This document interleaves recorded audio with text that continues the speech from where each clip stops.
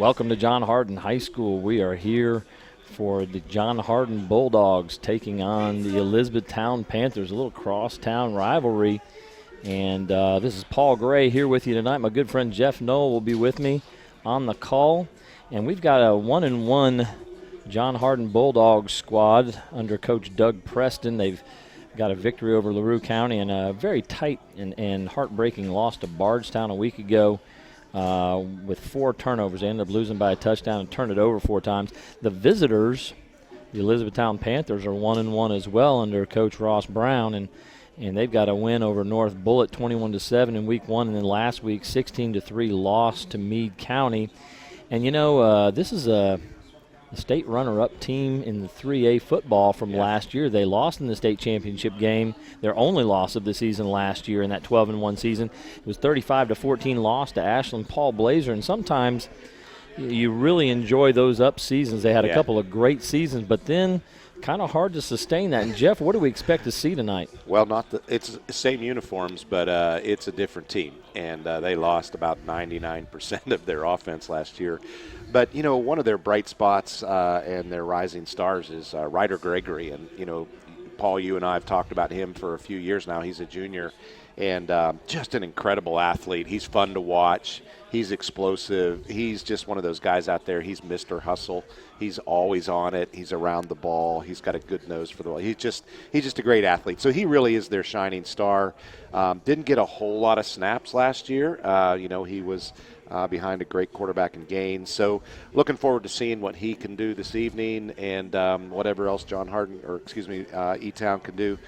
Different team, but hopefully they can hang in there for a while. So Ryder Gregory, a really good defender as well as the starting quarterback now. And it was Coach Preston from John Hardin who said to me just about an hour ago that's probably the most explosive player on that E-Town squad is Ryder Gregory. So we'll keep an eye on number 6. On the other side, the quarterback is just a phenom as far as I'm concerned. Devin Rogers, what a great kid and a great athlete. He's a 5-sport athlete, Jeff. He runs track. He's the best player on a great basketball team here at John Hardin. Right. He's a swimmer. Did you know he swims? No, I did not know that. You know, he's been on some AAU swim clubs. Wow. So the kid is a phenomenal athlete, a great kid. And, you know, I don't know, we're going to find out tonight what kind of quarterback he is, but he's just a great athlete, and you got to feel good about having him running your team, and I know Coach Preston really does. At this point in the season, passing the ball, he's 7 of 12 in 2 games for 118 yards and 2 touchdowns. He's rushed 15 times for 150 yards, 10 yards a carry. Wow. So far. On defense, he's got 2 interceptions in 2 games. One of them he took all the way back for a touchdown, pick 6. I think that was his first one of the year. Yeah, it was. So Devin Rogers is someone to watch. Number 4, the quarterback for John Hardin and one of the defensive backs there. And he may not be the best player on the offensive side of the ball. Jeff, what else they got? They've got Keandre Strand, and he's just a tremendous athlete. Last year in only 8 games, he racked up over 800 yards. I mean, that's saying something. And he's really a great guy. And what's fun is these 2 guys have been buds for years, like since middle school. That's a great thing about high school football, isn't it, Jeff? Is. Your boys. Playing, if you can carry that through to college, that's even better. But Keandre Strand is an amazing weapon on the offensive side for John Hardin.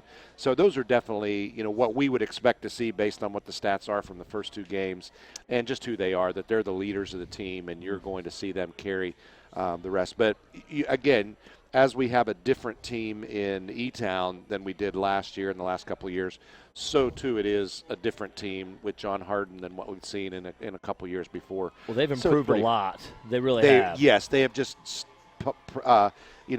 progressively grown, and Coach Preston done an amazing job with building a great program over the last couple of years. So really cool to see what he's doing this year, and looking forward to seeing this. They were 5-3 last year. They had they had 1 playoff victory. They lost in the second round to a really good Hopkinsville squad. And this game didn't happen last year. That's right. It was called because of COVID, so so kind of fun to see this. Everybody's favorite phrase. Because of called COVID. because of COVID.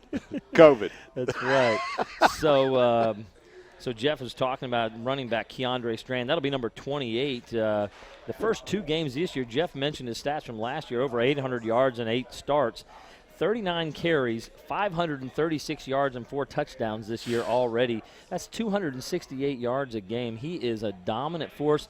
And when I went down on the field earlier tonight and looked at him, he's an impressive-looking kid. I mean, he is strong, kind of like a lot of big-time running backs, built low to the ground and thighs that will knock you out when you try to tackle him. So and there he is. Just came out on the field, led the team out, and yeah, man. I mean, he does. He is that prototypical. I got the ball. I'm coming at you. Buddy, give him the rock, me. Coach. Give him the rock. Jeff, the other thing I thought we ought to mention to folks, they'll be able to see it on their screen. Tell us what it looks like out here tonight. This is what Paul and I grew up calling hitting weather, baby. I mean, this is what it's all. This is what you go through all of that August horrible sweat so that you can get to September when the sun goes down. It's crisp. It's perfect. It's clear. There's no humidity. I mean, this is premium football weather, so I'm excited. And, something else that's kind of fun, E-Town. Their kicker, her name is Mary Bell, number 14. And as far as we know, we don't have any stats from the first 2 games, so we can't tell you a whole lot about that. But it appears that, she's been their kicker. So kind of looking forward to that, something we don't see a whole lot in high school football. Jason is her father, Jason Bell. Jason Bell, there you go. So congratulations. Very cool, yeah, that's excellent. Sure. From soccer to football. Well, we are sitting up in the press box here, and you, I'm sure, have a bird's eye view as well, a beautiful view from our Hardin County TV cameras. And maybe you can tell that the sun has just set behind the trees opposite the field, opposite where we're sitting. Couldn't be more beautiful than it is right now, Jeff. This is a perfect night. It's the best. And hitting weather. Now you guys need to know Jeff was a lineman. He was all about hitting. I don't think you were the one that you did. I got hit. You were the target. This was good throwing weather for a guy like myself. Yeah, that's true. true. The football a little bit on a beautiful night like tonight, and there's no sunshine in your eyes, and my receivers might catch the ball. So there you go. we're about ready to kick it off, and we've got one of our good friends here, number 85, Jake Owens, kicking for the John Hardin Bulldogs. All right.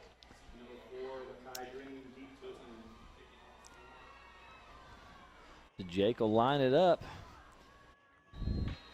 Back deep for the E-Town Panthers, Micaiah Green, number 4. Deep line drive. Mishandled. It's in the end zone, and that will be a touchback, and they'll get it at the 25-yard line. So hit his hands and went into the end zone, so there's no bringing it back after that. So anytime the ball's in the end zone in high school, it is down on a kick. No matter what. That's right, no matter what. So 20-yard line it is, and the Elizabethtown Panthers will start with that field position. Ryder Gregory in the huddle to get him started off. Behind him at running back, number 25, Greg Hall. And at the wings, number 3, Drew Carmen. Carmen in motion here in the double wing formation, the option football. Wow. Stacked up in the backfield. Wow, number 58 or 59 came in. I mean, one hand, he was it was down. Patrick Redmond, or was that Chris Todd? It may have been Yates, 52. 52. Okay, I couldn't see that. Yeah, man, I mean, he busted through that Devontae gap. Yates. Chased down Ryder. As good as he looked on that play, we may be calling that name again at some point. There he is. I've got him on my list here. One of their leading tacklers from last year, and I think 8th on their tackling list right now from his defensive tackle spot. Motion again to Gregory. It's an inside handoff going the other way on the scissors to number 2, being dragged down. Good run. Number 2 for Eton, Trey Durbin. If it hadn't been for the shirt tail, he probably would have gotten away from there, but able to grab a hold of that.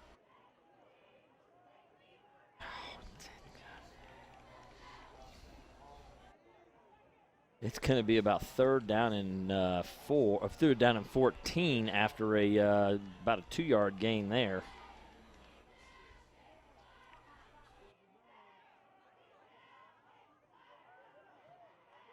Gregory is back to Deep pass. Ball. He's got the ball Gregory, up, it's and underthrown. It is going to be an interception. 33 on the interception for John Hardin High School. That is going to be Freddie Arnold with the pick, and so he looked like he had number 9, Evan Shelton, behind the corner. Arnold, and just underthrew. His little wobbly. He just totally didn't get it there. Yeah, it was it was a wobbly pass, as Paul said, and however, he was beat. I mean, he had him beat, so you can't blame Ryder for going for it, but the pass just did not have the trajectory. A little late on the throw. It would have been a little better if he could have got it out of there. He was running away from pursuit. He was working the waggle pass off of the wing motion there.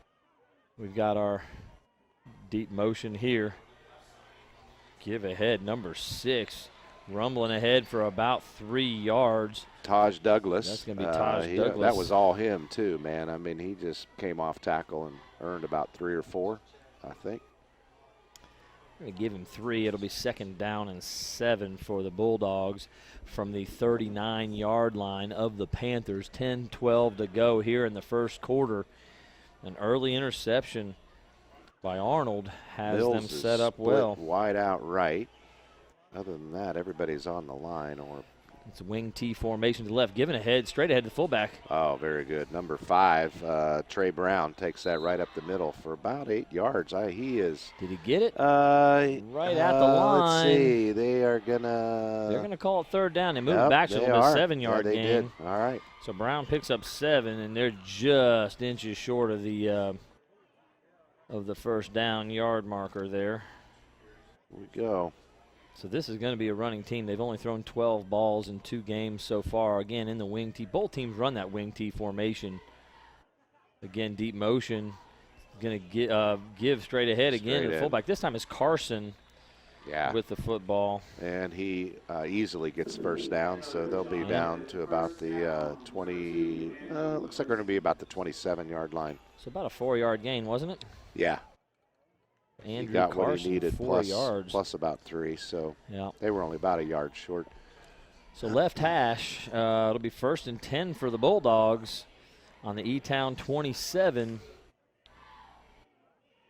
You're seeing a myriad of running backs touch the football here for the Bulldogs, and they are tight end left, double wing formation. Number 32, the tight end, is Kendall Bryce, big tight end, and they're going to go with cut back up the middle. Scissors action to number 18. Number 18 is Nigene Harrell. Yeah. Cut that back up the middle. That was a nice play. A lot of movement, a lot of confusion for the. Well, they pulled the guard and the tight end from the strong side back to the weak side. They faked strong side and then gave it to the wing back, cutting back underneath, kind of a scissors action, a counter play. Inside reverse, if you want to call it that. A lot going on in that play, but when it works, buddy, it's beautiful. 22, Jameer Neal in the wing formation to the right. He's in motion deep, giving it again straight ahead. Number 5, Trey Brown up the middle. Is that Brown again? Yeah. That's Brown, okay. Yes, it is, Trey Brown. And he'll have the 1st down. I think that first play we thought it was 6, it was 5. Yeah. So Trey Brown is racking up the carries here. About a 5-yard gain there. He's got 3 carries for 15 yards already. And it's 1st and 10 from the 15 now. Again, left hash. Nigene Harrell to the right wing. Number 22, Jameer Neal on the left wing. Oh, it's Strand, Off the actually. Strand, yeah. It's Coming Strand, back around 28. from the end. And he's pretty much gang tackled. I think they've had their eye on Strand, waiting for him to get it. I think so. So finally, John goes to him. Well, Jeff, they were all over him, and he got 5 yards. Good. I would take 5 yards a carry. I mean, there was at least 5 guys on him for 4 of those yards. They're going to call it a 4-yard gain. They've moved the stick back, the down marker, just a bit. It's actually at the 11-yard line, so 2nd down and 6. It wasn't Neal, it was Strand. So Strand on the left there. Strand's looked like number 5, Brown, jumped a little early. They were trying to run an off-tackle play to Strand, and he moved early. So it'll be 2nd and 11 now after the miscue. He was coming around to the wide side, but obviously that's going down. So this will take him back. So 2nd down. And we're looking at about 5. No, we're behind the chains. Yeah, now. we're 11. Yeah, with that 5-yard penalty. 2nd and 11. Just over 10. We're going to call it 11, I guess. So it's at the 16-yard line here. 2nd and 11. It's going to be Brown at the fullback. Tight end left. Strand in motion. They were going to throw the football, and I think we got motion penalty again. It's going to be now 2nd and 16. Wow. So 2 penalties right now are stymieing this drive. That's so frustrating because they were moving that ball so well, and I mean, nothing. They're not struggling at all in executing what they're trying to do. But man, when you do this, it just takes the wind out of you. So now we're looking at 2nd and a really long. 2nd and 16. They may be in 4-down territory here though, so got several opportunities maybe to try to pick this. It looks like Brown is a little offset. Now. Yeah. Coming in motion, it's going to be a jet sweep look to Strand. Breaks He's one tackle, breaks another tackle from behind, about a 9-yard gain. It'll bring up a 3rd and 6. Finally got to him. It was number 11 caught up to him. That would be, which I don't have a name for number 11. It's Nate Nett. He is a linebacker, not on our roster, but Nate Nett with the tackle. He's one of their key linebackers. Somehow did not get on their roster on the website or on the. It was a nice tackle because good play. He saved a touchdown. I'm going to call it 8 yards, not 9. It's moved back. The spot is a little different than what I had it called. They're on the 12-yard line now. 3rd down. They're going to throw the hitch route out here. 24 got him out there. Good throw by Rogers. And spotting it at the 1. He reached for it, but his knee hit before. So number 24, Bruce Mills on the catch. It's an 11-yard pass from Rogers to Mills. That was a roll right, throw back, and he had all kinds of room. He was wide open.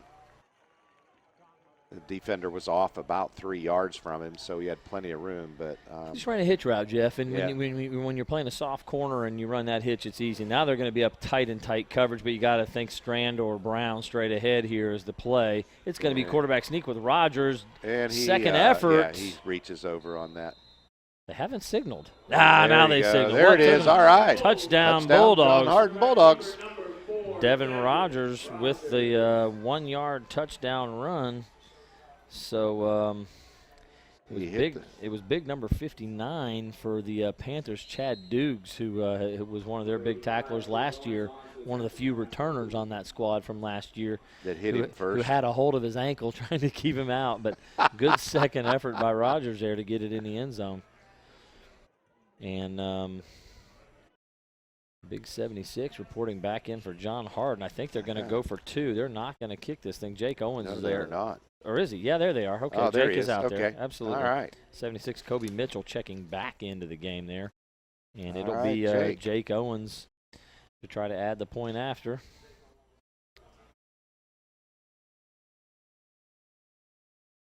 Snap is down. Looks like it's pulled left. Wide left. He did pull that left. It was hard to tell. It went so fast. I mean, that was a line shot, but well, he hit it hard, but just came completely over it and missed that extra point. So good snap, good hold. And we do have, with 5:39 to go in the first quarter, our first score of the game, 6-0 home team Bulldogs up on the Panthers.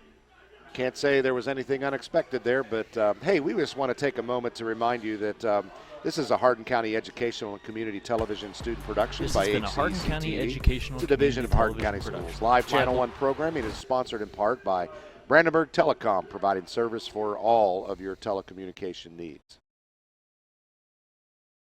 Well, it'll be Owens coming out to kick the ball.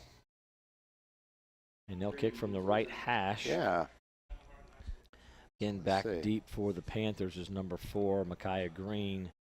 Also number 3, Drew Carmen on one wing, and number 5, Tyron Jeanette on the other wing on the 20-yard line there.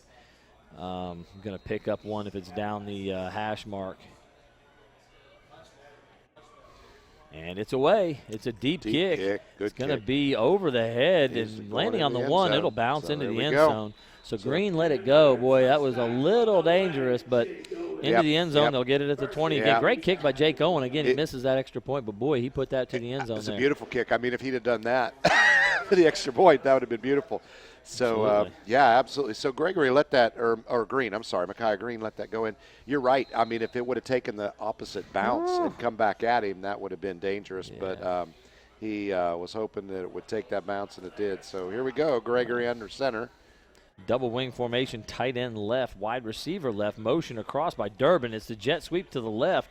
Durbin is going to run over one man, get out of bounds after about a 5 or 6 yard gain, or did they say he stepped out earlier? No, they're going to spot it after a 3 yard gain, Jeff. So yards. Trey Durbin, number 2, again. A heck of a stiff arm coming around there, picking up a couple big, more tough yards. runner. There's some good-looking kids on this E-Town team. Some big really kids that are strong and athletic. But so many of them, of course, they played behind some really good players last year. So a lot of them, they've got some really good players. But those kids, the speed that they had last year and the athleticism was hard to match, really. Yeah, Gaines was a great quarterback, and so double wing motion across by Carmen. They're going to give to the fullback. That's 25, Greg Hall, and he'll pick up 2, maybe 3. It was a really nice run. I like what I'm seeing on this drive so far from E-Town. They're coming out and putting a couple of good plays together, so they're not behind the chains. Got fairly short yardage for a.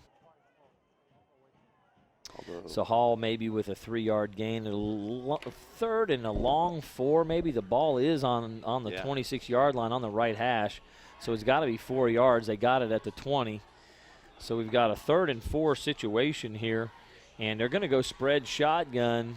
Gregory in the shotgun, trips to the left. Going to give to Hall again, 25. He had a little bit of a hole, but boy, he was stuck in the hole. Number 70 from John Harden just was not letting him go through. Boy, that's a big tackle. Nathan Massinai. Yep.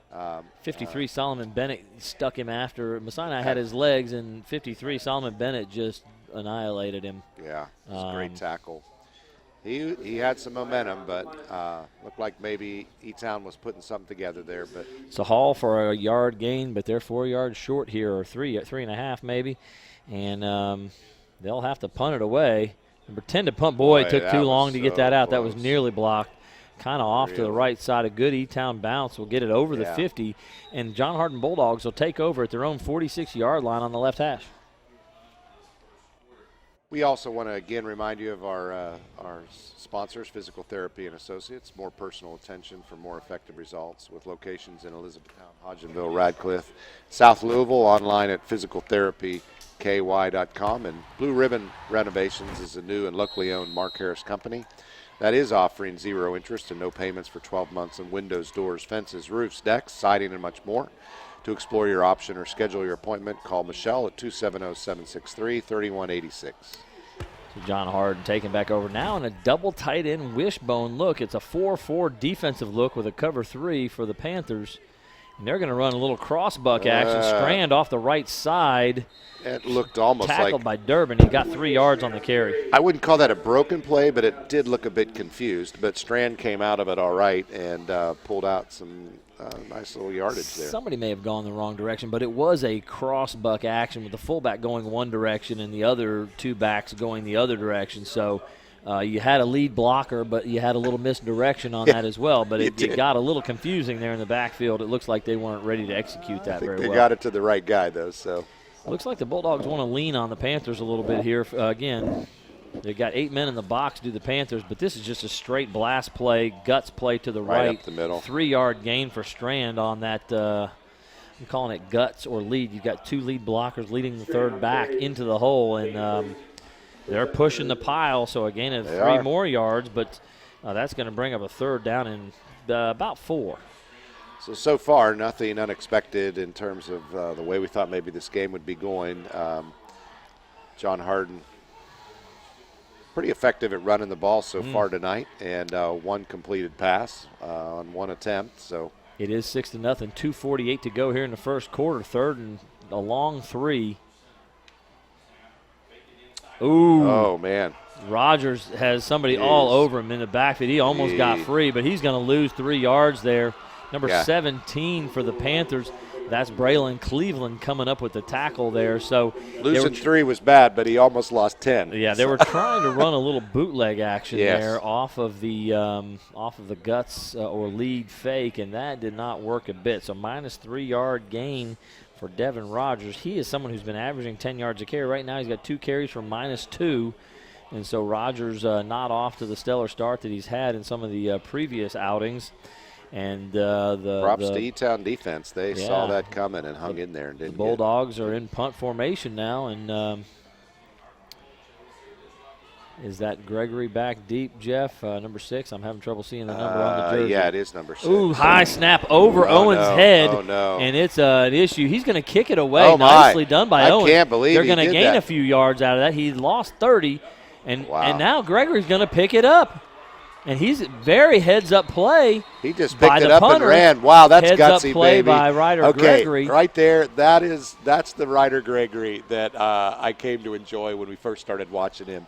You know, a lot of guys would just let that ball go, but he saw a window, and I know it gives coaches a heart attack, but well, the entire John Hardin team, after the ball was snapped over the punter's head, Jake Owens had to retreat 20 yards. They all turned around and watched, and when the punt actually occurred and Jake got it off, they all stood there watching, and Ryder saw that no one was covering and picked up an extra 15 yards. They will take over in the shotgun at the John Hardin 45. Gregory looking to throw the football. He's in trouble, though. Big number 52, Devontae Yates. Another tackle for loss, Jeff. Wow. Sack. By the way, just want to give props to Jake Owens. That was a heck of a play by being able to pick that up and make something out of nothing. Yeah, that nice kick. Could have been disastrous. Yeah, very much so. Great play, great athletic play by Jake. We used to watch Jake when he was a kid play basketball. He's a good athlete. Yeah, he is. So here we go, behind the chains. And, second and what is it, about 18, it says I think 15 now. on the board. Yeah, there it is, there 18. We go, 18. 55 seconds to go here in the shotgun again. Looking to throw the screen back to Hall. He's got it to him. He good. Does have, tripped up in the backfield there. Number is that 42? Number 12. I can't see. Number 12. Yeah, that would be Kevin McCroskey. That was a really nice reach out, shoestring tackle, I guess you could call it that. Look at that. Exactly what it is. McCroskey, Jeff, is the number 1 tackler on this John Hardin team through the first 2 weeks with 19 tackles. So very adept tackler, and he keeps that gain to just a 2-yard gain on the screen pass. Ooh. They're not calling it, but we had some movement on the far side. There's here. Some good protection. Gregory's got an opportunity to go down the field. It's a little floaty. He's caught it. Caught by Durbin. He steps out of bounds at the 8. No, that's not Durbin. That's number 2. That would be. No, that's 3. That's 3. Drew Carmen. Oh, it is 3. Okay. That's 3. Carmen on the catch. It's crunched up. Wow, heck of a pass. Gregory made something out of nothing. He was, once again, like always, he was being chased and under pursuit, but a little better pass this time than the last time. Got some depth on that one. So they pick up 34 yards on that throw from Gregory to Carmen. So 1st and 10. And down 6-0 with 6 seconds to go here in the first quarter. Yeah, 1st and 10 from the 18 of the Bulldogs. So they've got something going here. And it's going to be quarterback option. He'll run straight ahead. Bounces off He's one. Got it. He's got an opportunity. Touchdown, Panthers Touchdown, over the left side. How about that? 18-yard run for Ryder Gregory. You know, as he was coming across the line, he ran right into one of his own linemen, and but was able to bounce off of that and find some daylight and outrun the last defender for John Hardin. And there you go. That's what we said. He is the most explosive player.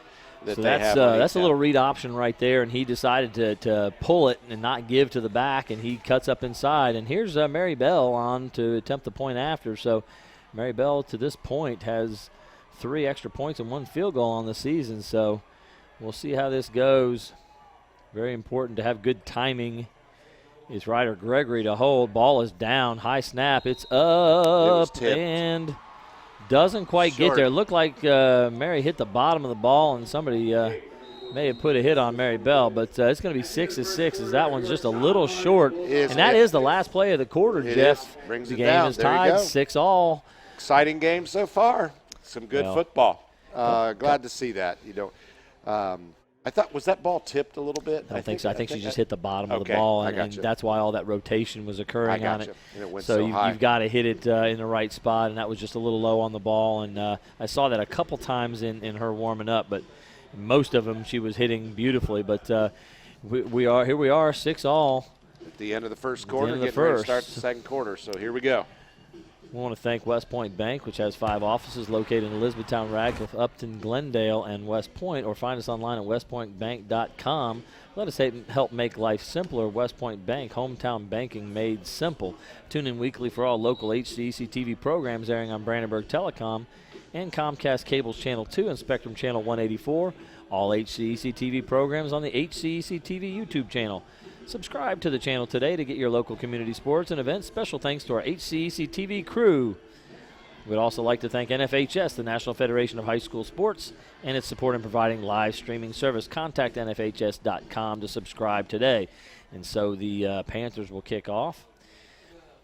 Back deep for the Bulldogs, Devin Rogers and Keandre Strand. So the long kicker is Chad Dukes for E-Town. 59 off. Dukes, the offensive and defensive lineman, will do the kicking duties, it appears. I've never seen a nose tackle kick off the ball. I've seen that. This is the wonder of high school football. That's a squib. A little roller, and it's hard to handle.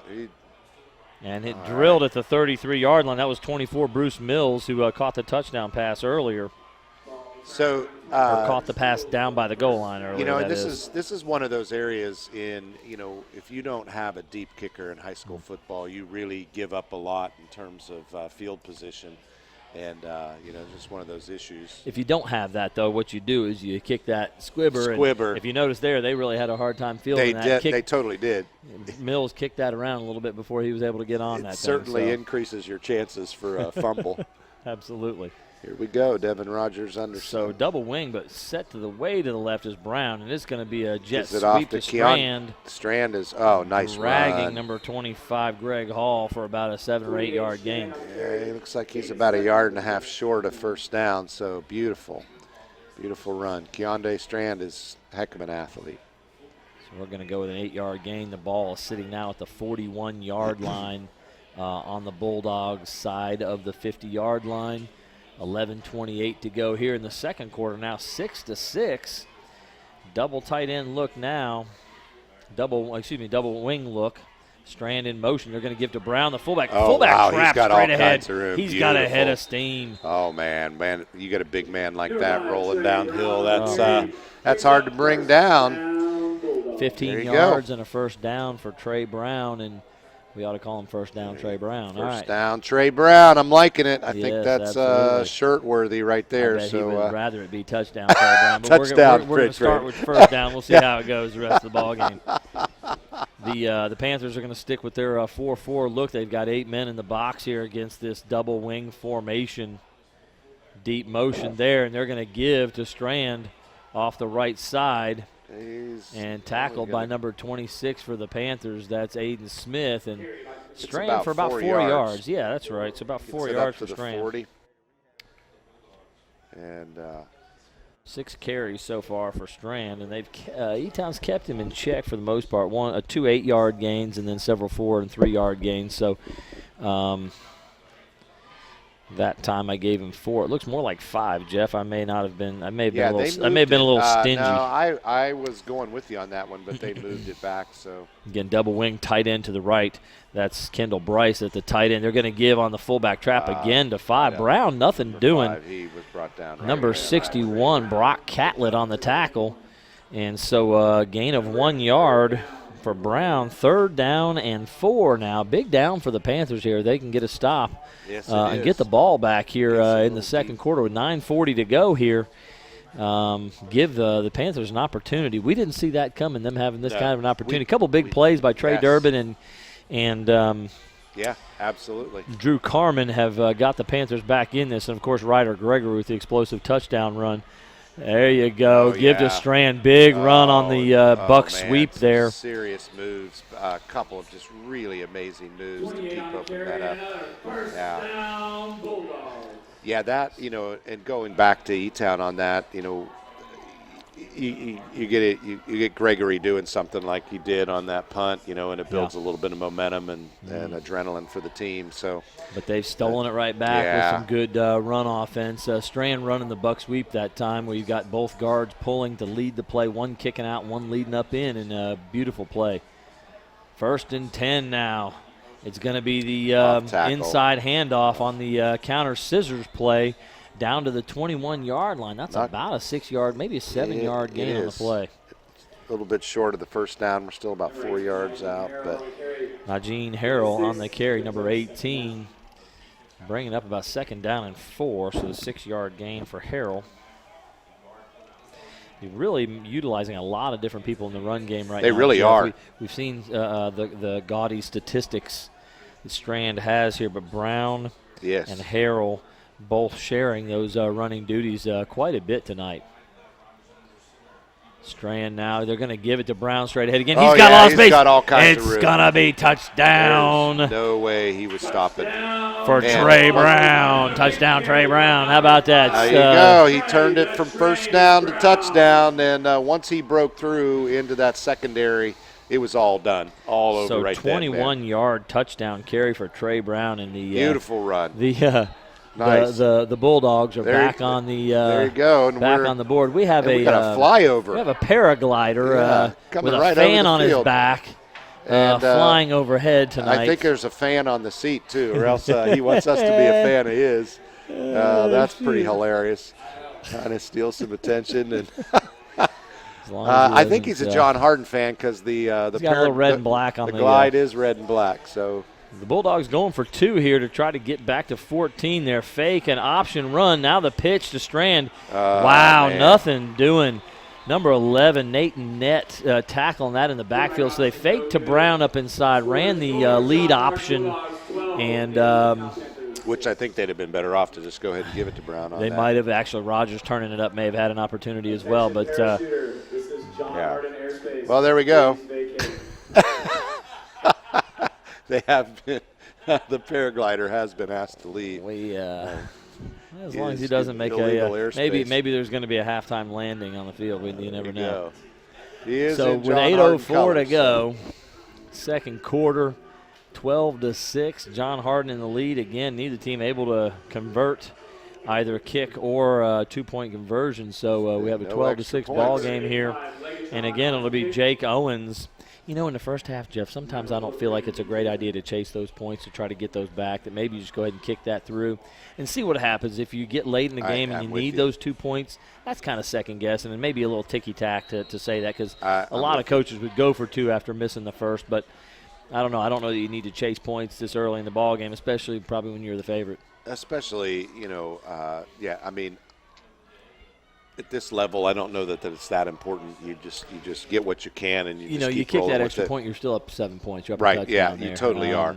And now since Jake, the other team didn't get it either, and with a solid kicker like Jake Owens, right. I think I'm going for it. Now I know he missed that, right. But that's not. He his has been norm. very solid. Yes, that's true. Kick is deep. Oh, my goodness. Dangerous again. It lands at the 1. Number 4, McKay Green is letting that go again. Yeah, McKay Green, I think he's been taught to stand on the 5, and if it's going over your head, you just let it go, and it'll bounce in. So a good theory, and probably going to work out for you about 95% of the time until that one where it lands on the point strangely and comes backwards right at you. So I'm not sure I'd feel real good about that. That wouldn't make me feel all that confident. That would not be your special teams option. Now 8:04 to go here in the second quarter. The Panthers will take over at their own 20.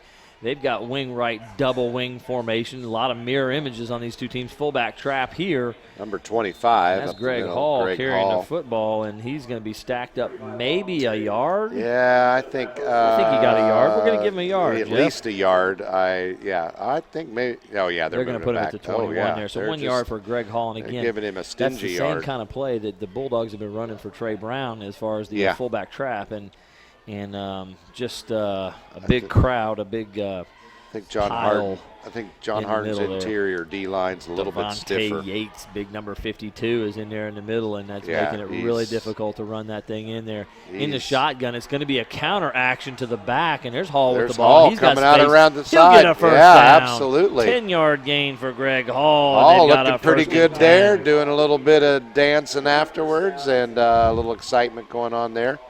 That's kind of a sprint draw is what that is, but it looks like counteraction because he's running back to the opposite side. Yes. He's lined up to the right and he's running it back to the left, but it's kind of like a sprint draw. You got your quarterback looking like he's going to sprint out past to the right, and he's just going to lay it in the running back's pocket on his gut and let him go with it. So Good design play, and Bulldogs were out of position on that. So shotgun again, trips formation to the left. Trey Durbin out Gregory wide looking to the He's going deep for down it. the right for He's got Durbin. Durbin's there. Nice catch. Oh! It comes out when he lands on the ground. Durbin had it when he went up, but, man, when he came back down on his that was a heck of a throw. That would have been a 30-yard gain, and, again, it was a perfect throw just on the outside shoulder. Durbin had maybe one step on the defender there. I believe the defender was number 11 for John Harden, Maurice Green, and the ball was thrown right on the outside shoulder. That's where totally you want was. it. Yeah, and he had it, and I think the contact with the ground jarred the ball loose on that. Yeah, that pass is indefensible. There's no way you're stopping that from it.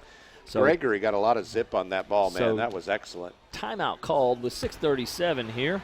This is an HCEC-TV student production, a division of Hardin County Schools. Special thanks to our live sports coverage sponsors, Brandenburg Telecom, Physical Therapy Associates, Waddell's Auto and Scrap Metal Recycling, Blue Ribbon Renovations, a Mark Harris Company, and E-Town Exterminating. So, again, 6:37 to go, and timeout for the Bulldogs here. It's going to be 2nd and 10. Obviously, if the Bulldogs can get a stop here in this end of the field, they can get some decent field position with sure could. somewhere in the 5.5-minute mark, and it'll give them an opportunity to go get another score before the half. So I'm sure Coach Preston wants to save a little time right now to give his run-heavy offense plenty of time to try to move the ball down the field here at the end of the half. Pretty impressed with that pass by Gregory. He had some serious zip. You know, as a quarterback, you know full well you get your feet planted and you square yourself up, and he had that time. He wasn't. He may be settling in a little bit. That first pass he threw was an absolute duck, and it was short, and it caused the interception. And he had a lot of pressure on him. By Arnold. Yeah, he was able to set his feet. He made a good throw. Perfect throw, right on the outside shoulder on the fade route, and that's where you've got to throw the ball. I truly thought Durbin had that. 4-4 look for the maybe a man look. It's going to be Hall. Hall Around the off center. Man, he's not too. He's about 3 yards short. Yeah, about of a first 7-yard gain. So Greg Hall kind of dancing through the hole and picking it. He looked like Franco Harris, Jeff. Yeah, he totally did. Had that kind of a run. Picking his hole, bouncing and moving. Never like straight ahead speed, but picking his way through the hole. He's got 7 yards. It'll be 3rd and 3 now. Big down for the for both squads here. The Bulldogs wanting to get it back. Panthers wanting to sustain something here before half. That'll be Carmen in motion, and they're going to run the speed of the lead option. Yeah, Carmen tackled, maybe a yard gain. Man, he came up nice. Number 70, Nathan Massinii, was on the tackle there on his legs. And number 35, I believe. I can't read his number from here. 32. 30. Bulldog Nation, for let's the get Bulldogs. That's number 33. No, that's not. Yeah, that's got to be 30. Yeah, it's 33. 33. That's Freddie Arnold. Yeah, that's Arnold who had the interception earlier. Yeah, he came up well on that one and covered. Absolutely. So Freddie Arnold helping make that play along with Massinii. I hope I'm pronouncing that right. I have no idea how to pronounce that name. Oh, look at this. In your own end, down 6 late in the first half. 4th and about 3, and the Panthers lining up to go for it. What do you think, Jeff? It's pretty gutsy because John Harden obviously has the ability to move the ball. Now, they haven't demonstrated the explosive passing, deep passing, but that's more than enough time for a running drive to get that down. You know, maybe Coach Brown is just feeling like, hey, this is a critical moment in this game. Maybe we can keep a drive going, tie it up at half, or take the lead before half, and stay in this ball game. Again, you've got to say that E-Town is the big underdog, and so maybe this is an underdog play. Maybe it is. Do they have a draw 'em offside formation in their pocket? How much you want to bet that the coaches for John Harden are having a little chit-chat with their boys about this? If they're not, they're missing the boat because I think you're right. There's probably a freeze. Yeah. This one's on 3 or maybe on never. In other words, we're just going to try to keep draw you off and and call timeout. Yeah. Let's see. It's trip formation to the left. Is it to the left? Let's get some noise. Nope, we got 2 receivers to each side. Durbin in the slot on the right. That's 15 Kessinger wide left. Hall in the backfield. Gregory's going to roll out. Pressure all over him. 32 Bryce was all over him, man. Nothing going 32 there Kendall Bryce brought the pressure. John Harden saw it coming, and they closed it down. He had that pocket disappeared, and there was nothing. I didn't pay attention to the coverage. It was 53 Solomon Bennett who made the sack, but it was the original pressure was Kendall Bryce, 32. And he just didn't have anybody open to throw it to. He never had a chance to even look up as Bryce was right in his face immediately. Just a bad design as far as getting that edge sealed off. So the Bulldogs will take over with 5:20 to go, and they're on the 33-yard line. Quick give on the jet sweep to Strand. We're gonna have a hold. He's going to score, but there's a holding call, back. I think. That one's going to come back. 33-yard touchdown run for Strand, but the laundry's on the field, Jeff. Yes, it is. Right in the spot where the offensive line just loves it. So, that's coming back, guys. I think that's 52 Yates really feeling bad about whatever happened there. I don't know if it's Yates or Bryce that had the hold, but they're both standing back looking at it. I didn't see whether the hold actually contributed to the hole or not, but it definitely was a nice run. So, well, E-Town's breathing a little easier right now. And that was fortuitous. Yes. So the Bulldogs will march back to their to the E-Town 45, and that'll make it about a first down and 23, about 22 or 23 yards to go. They've got to get to the 23-yard line. First down and a heck of a long way. Yeah, first and 22 to go here from the 45, and they're in a true wing T set to the left. Strand now in deep motion against this 4-4 look. They're going to give it to Brown. He's wide. He's getting through the hole. Touchdown, Trey Brown, down to the 30. Big run there for Trey Brown, and that's going to be about it's going to be a 14-yard gain there. And number 15, Sam Kessinger, the free safety. That's not a happy sight when you see that guy running free right at you. You're the free safety. I think we've officially given the name because it just went out over the stadium announcements. First down, Trey Brown right there. I love it. No, it's all you, man. 4:35 and counting, and it's going to be second down and 8. Here we go. And now they give us a Strand, but the ball's fumbled. Rogers picks it up, but he's going to be tackled for loss. Carmen was there to make the tackle, and there's another flag down on the play. That's a loss of about 5. Yeah, that play was broken. I think he just missed the handoff, and but Carmen came in and was. That was a basic play, Jeff. They were just running the buck sweep there. That was really something nothing you confusing. Shouldn't miss that handoff. Yeah, based on some of those complicated Are they waving that one off, cutbacks? Jeff? I think they are. I think he picked it up. He picked up the flag. So we're now it says second down over there, but it's third down. No foul on the play. Third down and 14 now on the 6-yard loss for Rogers. So Rogers is going to be coming around, Strand around the right side. Good tackle by number 11. Now we've got a – I'm not Another sure flag. what this is. This is not a – I don't think this is a holding call.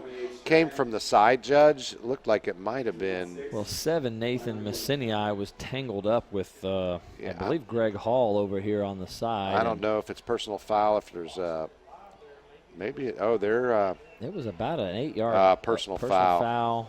Hit to the head, and that's going to be on the Panthers. First down, Bulldogs. Can you believe that? Yeah, no, I did not see it happen, but, man, when he threw that flag, it was like, okay, he's disgusted.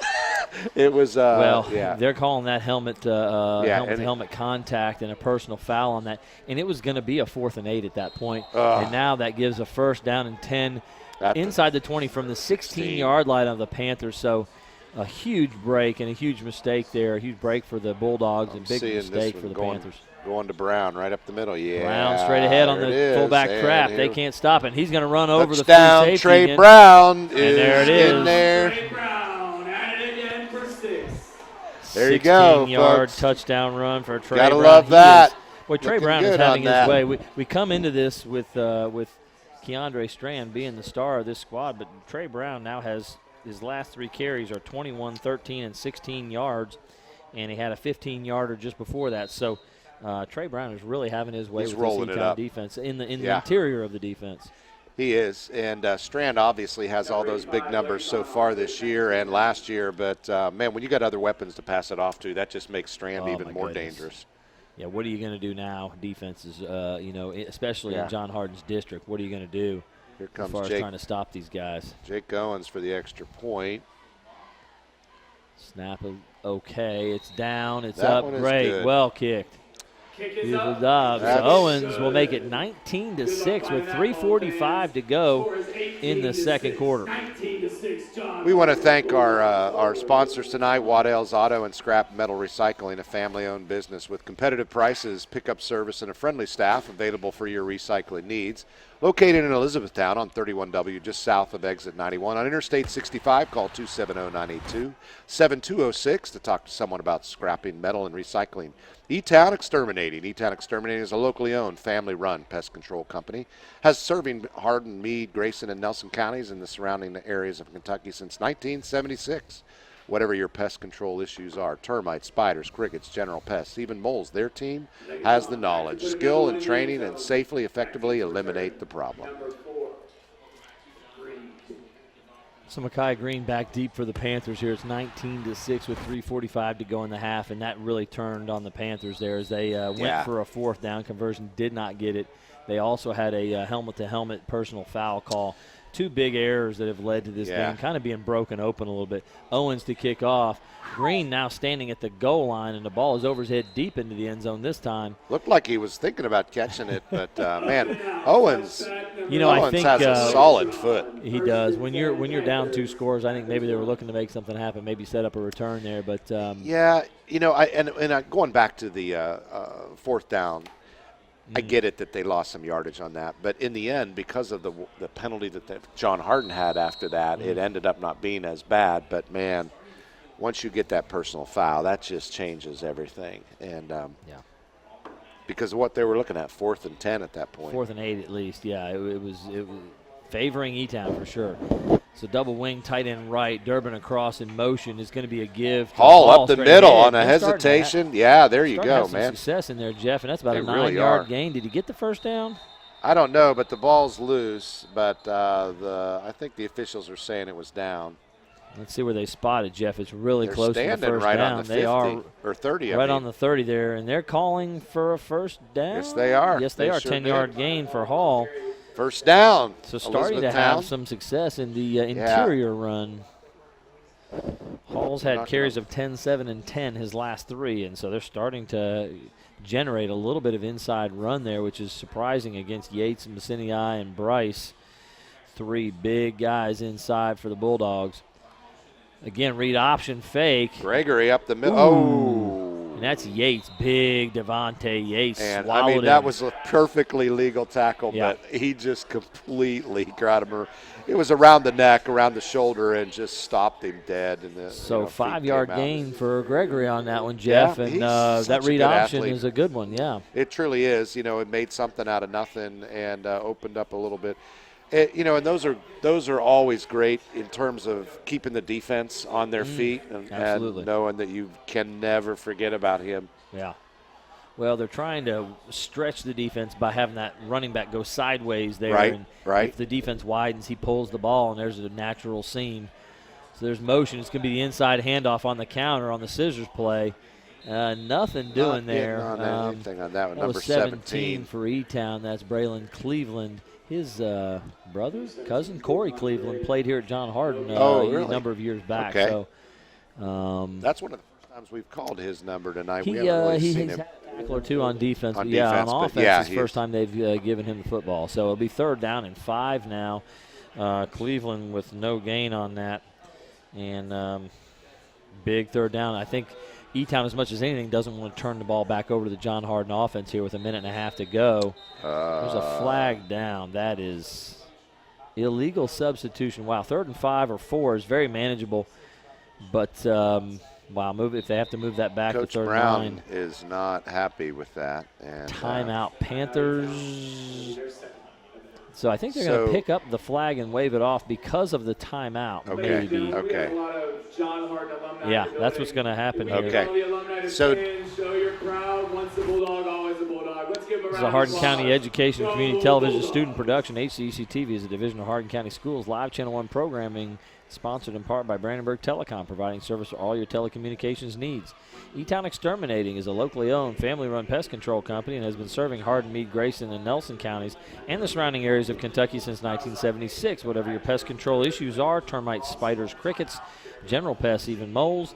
Their team has the knowledge, skill, and training to safely and effectively eliminate the problem. Call 270-737-6900 or go online at mugabug.com. West Point Bank has 5 offices located in Elizabethtown, Radcliffe, Upton, Glendale, and West Point, or find us online at westpointbank.com. Let us help make life simpler. West Point Bank, hometown banking made simple. So third down and a long 4, maybe 5. From their own 36-yard line. They're in the shotgun. Trips formation to the right. Moberly in the wing. Oh, Moberly jumped. There's Carter Moberly, number 20, and he jumps early, and he's very frustrated. And that's going to make this much less manageable third down situation. It'll be 3rd and 9 now instead of 3rd and 4. Mental errors, they start adding up after a while. You know, when you're the underdog coming into it, you just cannot afford to do those. You got to play clean. Yeah, that's, I mean, if you list your keys to victory on the road, that's high. So, again, we've got shotgun formation, 3rd down and 9. They need this first down as much to keep the ball away from the Bulldog offense as anything. They're going to go double reverse to Durbin, and there's Durbin's Gregory got room. Leading, makes a good block, and it's about a 7-yard gain for Durbin, but just short. Just short at about the 39-yard line, I think. No, they're taking it back to the 38. So it's. Oh, is there a flag? There's a flag on the field again, Jeff. Yeah, it's back in the holding area. Yes, it is. So negate that 7-yard gain by Durbin, and that would have been interesting, Jeff, because there you would have been at about 4th and 1 or 2. Yeah, exactly. That was my next question: is you think they're going to go for this? Yeah, again, man, not now. But it's going back. Well, that'll, it'll take it back to another 3rd down, but. Well, unless John declines and makes it 4th and 2. They're having a long talk about it, but they're going to get it spotted, and now they're going to. I think they're getting. Yeah, they're taking it. So. Absolutely. I think that's. Oof. Well, the deeper I get that. It's like the same philosophy of a punt. Keep them deep, and hopefully you stop them right here, and then you. 3rd down and 18, Jeff. Now trips formation to the right. I think we're going to Durbin on the left side over here. He's one-on-one out here, looking that way, but nothing there. He's double covered. Gregory trying to run with it. He's got some space, and he'll pick up 7 or 8 there, but it's going to be well short of the first down. He just gets back to about the original line of scrimmage, actually. So I think we're definitely not going for it on this one. Timeout, Bulldogs. This is an HCEC-TV student production, a division of Hardin County Schools. Special thanks to our live sports coverage sponsors, Brandenburg Telecom, Physical Therapy Associates, Waddell's Auto and Scrap Metal Recycling, Blue Ribbon Renovations, and Mark Harris Company, and E-Town Exterminating. Tune in weekly for all local HCEC-TV programs airing on Brandenburg Telecom and Comcast Cable's Channel 2 and Spectrum Channel 184, all HCEC-TV programs on the HCEC-TV YouTube channel. Subscribe to the channel today to get your local community sports and events. We would also like to thank NFHS, the National Federation of High School Sports, and its support in providing live streaming service. Contact NFHS.com to subscribe today. Feeling bad for one of the John Hardin assistant coaches as they're out there huddling. One of the players came in and just spiked right on top of his toe, and I just saw him jump up and run to the sidelines. And oh man, hazard for coaches. All right, punter is back. Oh, they block it, and he's a pick. Scoop and score, baby. Is that Arnold? Freddie Arnold. That is Freddie, yep. I don't know who had the block. I couldn't see the number, but Arnold scoops it and scores it. Freddie Arnold. And he's got an interception and now a scoop and score on that play. So Freddie Arnold having himself a big night tonight. That just blows it open right there, folks. That's a tough one right before the. That was dangerous the last time they punted. If John Hardin had laid out for the punt on the last time, it's just taking way too long to get that punt off. The snap is slow. Their long and the snapper punter is definitely it's just not fast. Well, and the punter is kind of standing a little too long and not getting into the kicking motion quickly enough. And that's going to be blocked every time if they don't get that short up. And because their line is not sufficient to keep John Hardin's. Well, I mean, you have to release after a few seconds so you can go cover. So it's up to the snapper and the kicker to make it happen. You obviously can't leave people unblocked completely. That's going to be a problem, but certainly timing is very important. Jake Owens Owens now. for the extra. Snap is down low. Boy, he struggled with that one. He got it Good, through man. somehow. That one just went over the rail. Wow. So with 1:19 to go, go. Jeff, 26-6, right. and as you said, what was a really close and competitive game is now looking blown wide open. Yeah. Kind of what we expected, but just took a little longer to develop. But Yeah. unfortunately, some of that was forced because of the errors, the mental errors by Absolutely. E-Town. They gave that opportunity to do that. They were really hanging in there and playing a good game. I mean, there's still a lot of game left, but when you're down by 20 going into halftime, this is going to be a tough road for E-Town. But I'm sure they are going to come out with a lot of fight and a lot of energy in the second half. But let's see what they can do with the minute 20 left. So Owens back in to kick, and Green standing on the goal. He's actually standing in the end zone. You can't catch it in the end zone. Yeah, I'm guessing he's going to let it go in the end zone. Well, he may be trying to get a return off this thing. Let's see what happens. He is trying to hustle there. Oh! My goodness. Carmen is going to get into the end zone. Fortunately for Carmen, he was trying to go grab it and take off. Yeah, better that it's in the end zone. He jumped up to grab it and over his head. I mean, a kickoff's hard enough to catch when you're trying to catch it over your head. Yeah, it's not good position for catching. No, it's catching really football. not. A kickoff Really not. for sure. So 1:17 to go here in the first half, 26-6. And Jeff, again, we had a close game early. Last week we had Central Hardin and Butler, and that game became a blowout early. Yeah, it did. And got a little away from us in that game as well, and we're starting to look a little that way as well. Carmen in motion across the formation, give to Hall, and Hall's going to get maybe 2 or 3. I'm going to call it 2 before he's stacked up by everyone. Yeah, pretty much the everyone. entire defensive line. And Hall's he's got something on the front of his helmet that the way he wears it, it makes it look like it's riding back on his head. And I can't see it very well. But I always feel like it's getting ripped off. Well, here we go. Second down, and I'm going to 44 call seconds. it 9 maybe. 40 seconds now. Clock is running, and I think the Panthers would love for it to just run and go into the locker room and see what they can piece together here. They're facing a 4-4 front.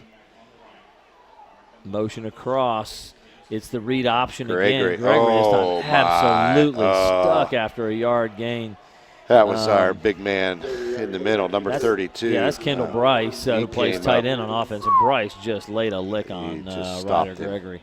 So a 2-yard gain, actually, for Gregory there. So it's going to bring up a 3rd down and 7, and 8 seconds to go in the half. We're going to let this thing run out. That clock, this play That's isn't getting off. advisable, I think, for the Panthers. That is going to be the half right there. Well, as that last game last week we saw, we were expecting it to come out and go to a running clock fast, but that didn't happen, so we'll see what happens here. It's a 20-point game, 26-20 at the end of the first half. We will join you back here in 15 minutes for second half action from Bulldog Stadium. Paul Gray and Jeff Knoll. See you in 15 minutes.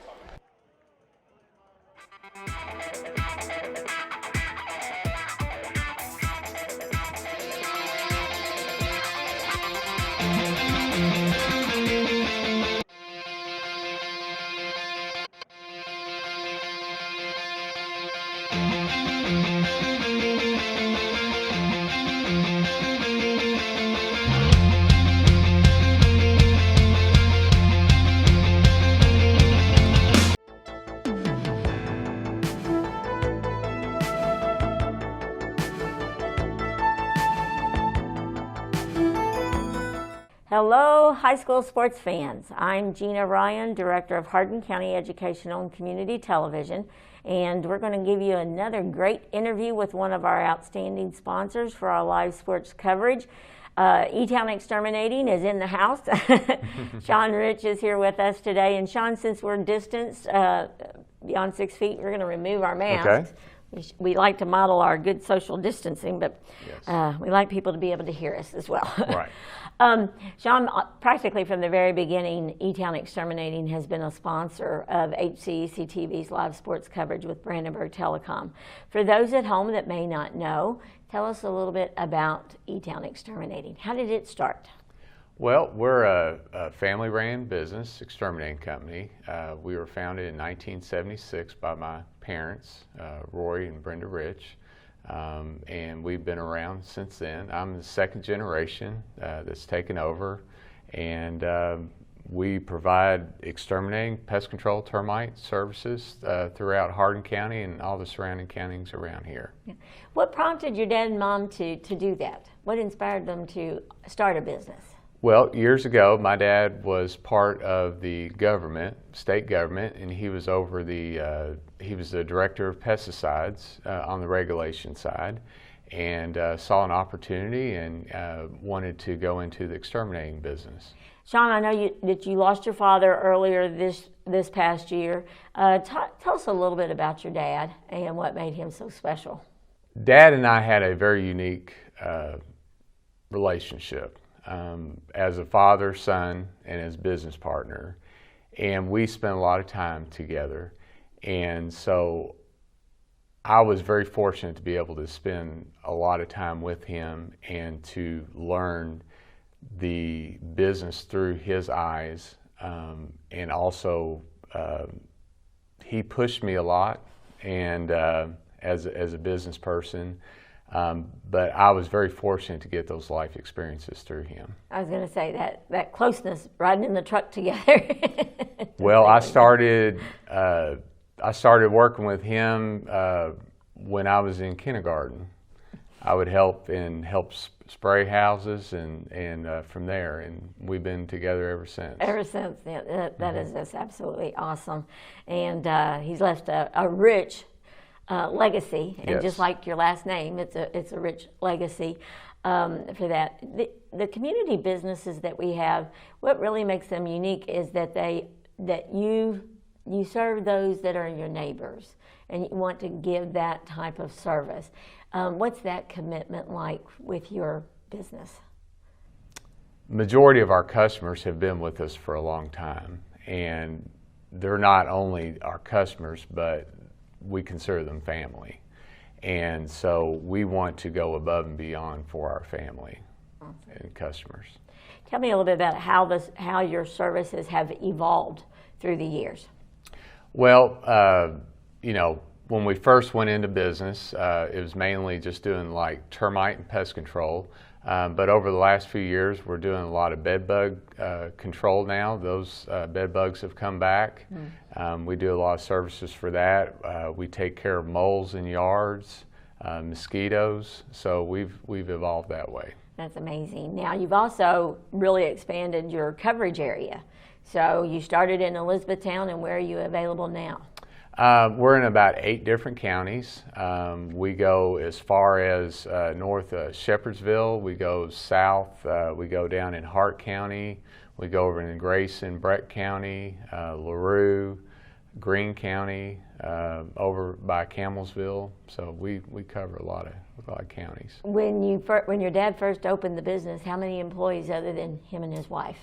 There's about 3 employees, and we have about 40 now. Okay, awesome. Now, in addition to changing the services, the way you do that business has also changed because of technology. So what are some of those changes that have occurred through the years? Well, the main thing is utilization of computers, the way that we do our data and how we communicate with our customers. We do it that way, and then also through through the media, through social media and stuff like that. With it's always good that rather than having just one visit and you're done, is to have like an ongoing contract. Yes. Okay, and what are the benefits of those contracts? And give us an example of one. Well, we do a lot of residential homes on a monthly basis. We assign you to a regular technician. That technician gives you a call each month and sets up an appointment, comes out and services the home. But if you have a problem in between those that monthly service, then you just give our technician, our office call, and they come back out and they'll take care of it, no extra charge. Oh, that's amazing. When people do call you, they usually get a person on the phone. Yes, we have 4 people in our office staff, and they're there to take your call. Okay. Being a sponsor of our live sports coverage, why was that important to you to get involved? It's particularly important for me because I know that with anything that has to do with high school, especially with sports, they need the funding for it. And as a company, that we like to be there to help support all the different high schools here in Hardin County. And you were an athlete yourself. Yes, played basketball and ran cross country and track. Okay, and we do cover all of those things. Cross country and track, we usually do highlight features and such. And this year we kind of had to put our beginning of our seasons on hold because of COVID-19. But why is it important to you as a community partner to be there to support people too? Well, it's all about the kids. I know as an athlete when I was growing up, the experience of being part of a team was very important to me, and those are the lifelong friendships that I've acquired over the years, and the ones that I still talk to every day. And so we want to be able to support those kids also and give those lifelong experiences to them. Well, they work really hard.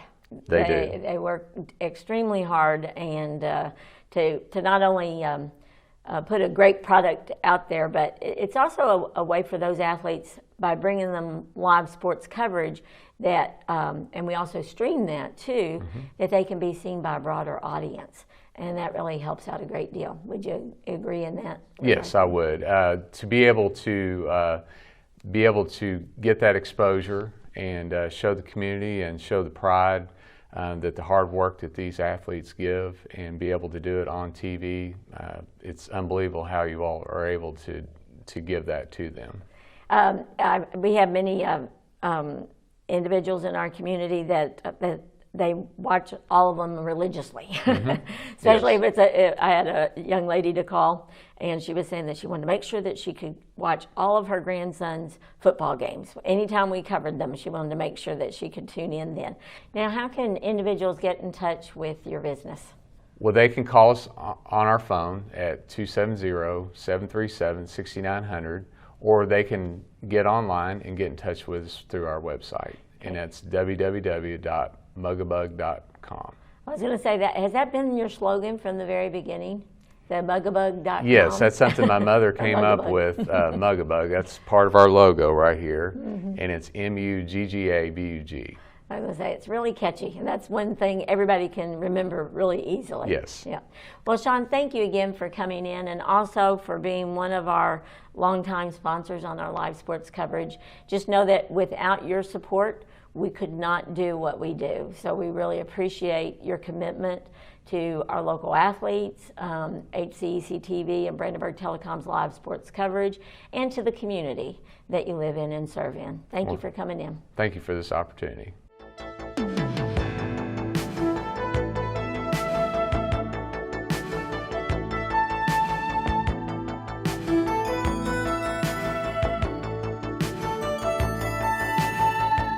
With the home standing and 1-1 John Hardin Bulldogs are leading the Elizabethtown Panthers 26-6. We've got just a few more minutes until this second half will resume. About 4 or 5 minutes left here.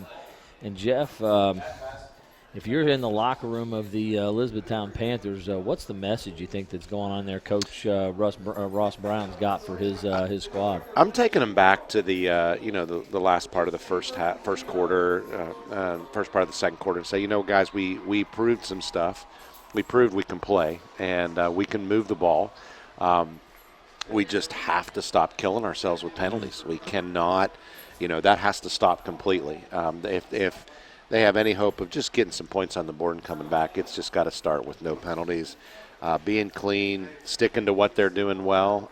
Hall's been getting some decent yardage every now and then, and Ryder, Gregory's been throwing the ball fairly decently, except for a couple ones. So I would just have to say, it's not over. Let's get back out there. Let's focus on what we did well, and there's a lot of game left. So, yeah, we had the one big play, Gregory throwing for 34 yards to Drew Carmen. that led to the 16-yard or 18-yard Ryder Gregory run on the Right, read option. right. So we've had a couple of big plays, a few sustained, a couple of first downs. Like you mentioned, Hall running the football. It's obviously their back's up against the wall. The mistakes you're pointing out. One of the things we knew about this Elizabethtown team is they're not all sophomores, but they are all inexperienced. There's not Correct. a lot of That is game correct. experience, and so in this sort of environment against this sort of a team, Crosstown rival. it's going to be tough Yeah. to execute, and they're making the kind of mistakes that you might expect. I'm sure, Coach Brown doesn't want to see those mistakes. He's not wanting to hear that. He's wanting to play a clean game and be sharp, or at least work toward that, especially as you move toward district play in the next 3 weeks or so, that they would stop making some of those sort of mental errors. But kind of what we expected. It ended up that way. Generally speaking. And you got to think, and there were so many years there where John Harden just owned E-Town, Sure. and year after year after year. And these kids are too young to have played that themselves, but it's still in their head. So you don't want them to get that PTSD thing going on and saying, oh, no, Sure. It's a whole different ball game out there. And John Harden is just a good team. But, they started to turn some things on there at the end, and they got some quick scores. But a couple of those scores were just opportunistic scores. They weren't necessarily because they drove it down. Right. So there's a lot that we know John Harden can do that we haven't seen yet. But, their weapons have been – and I think the surprise for me in the first half was how many other weapons that John Harden was throwing out there. So we've got, at this point, Keandre Strand, I've got him for 8 carries, 46 yards. But Trey Brown, the fullback, first down Trey Brown, or touchdown Trey Brown tonight. Trey Brown, baby. With 2 touchdown runs, 8 carries, 81 yards. Najee Harrell, 2 carries for 15 yards. So we've got several people contributing. One pass attempt tonight. Devin Rogers complete to Bruce Mills for an 11-yard gain right down by the goal line. Rogers not as successful running the ball as he has been, but he's got a 1-yard touchdown run on a quarterback sneak that was a nice play. So a lot of production out of a lot of different people. The E-Town defense has been staying in. They've not been letting Rogers get away. I think, they know coming in that he's very athletic and he's explosive. And so, props to the E-Town defense line and backers for staying resident. What makes sense about what you're saying there is early in the game you said it looks like they're really loading up for Keandre Strand. Right. And then also maybe really watching Devin Rogers. And a lot of what you're going to see there is a lot of sideways motion. So what's been successful? Dead straight ahead.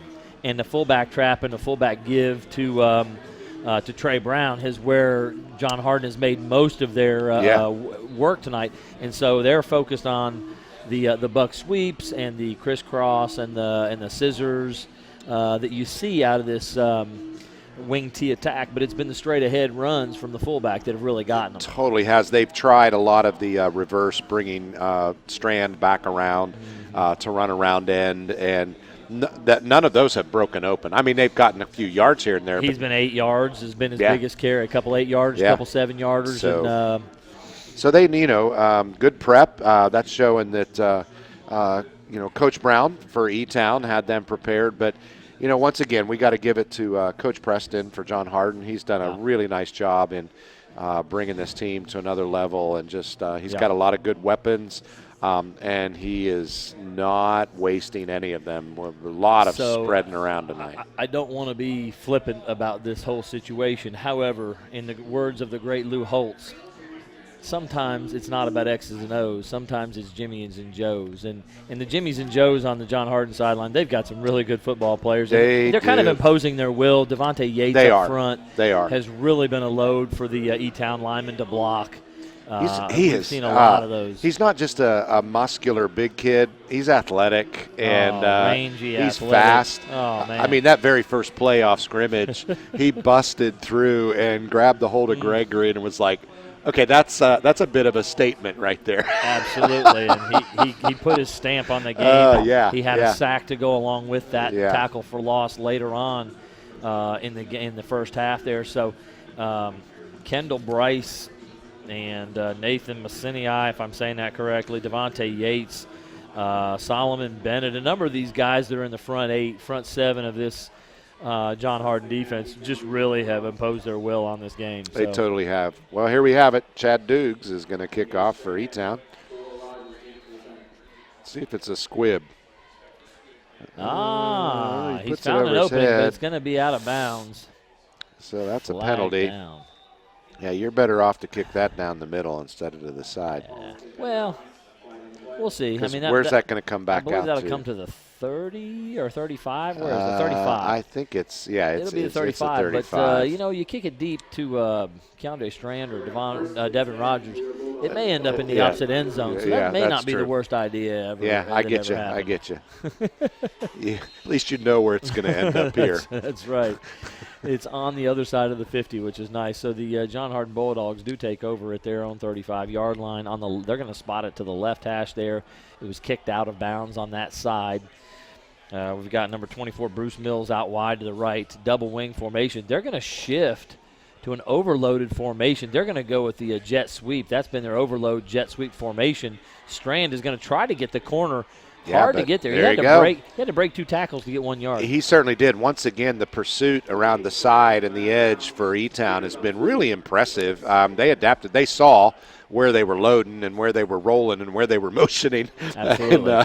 And, the last thing anybody thought it was going to go back left. So their pursuit was well on that. So would they pick up about a yard for that? Was a whole lot of movement for a yard. 17 Braylon Cleveland and 11 Nathan Nett there to make the play on the edge. We got wing T formation to the right. They're going to give it on the buck sweep to Strand. Boy, great play by Nett. Beautiful play. There was a pulling guard. He came right around the pulling guard and made the play, stuffing that in the backfield. It's a no gain. That was beautiful. That was impressive work right there by number 52 for Elizabethtown. That would be Jackson Ford. Jackson getting in on the action. So Jackson and Nathan Nett making a big play there. It's going to be 3rd down, and I'm going to call it 9 or maybe 8.5. They need to get to the 45-yard line to get the first down. Big play here for E-Town to try to get the ball back. Impressive defensive stand to this point. Good start. Inside handoff on Chris. No, he's not going anywhere. Wow. Number 25 from E-Town. That would be Hall. Came around the opposite end and chased him down and brought him down. Very impressive defensive series for E-Town. 59 Chad Dukes was there on the stop as well, so no gain on that carry. I believe that was number 18, Najeen Harrell, on the carry. And that was the what I call the scissors play, where everything looks like it's going to the right, and the right wing back comes back to the left behind a pulling tight end and tries to turn it up inside. But that was read beautifully by Greg Hall. So I think he just followed the tight end. And he did, but Hall closed it off. So punt team is out. Jake Owens back to punt. I think it's Gregory back deep to receive the punt. Beautifully kicked by Owens. He had all kinds of time, too. Bad bounce. Gets an E-Town bounce. So that was, there you see John Hardin's,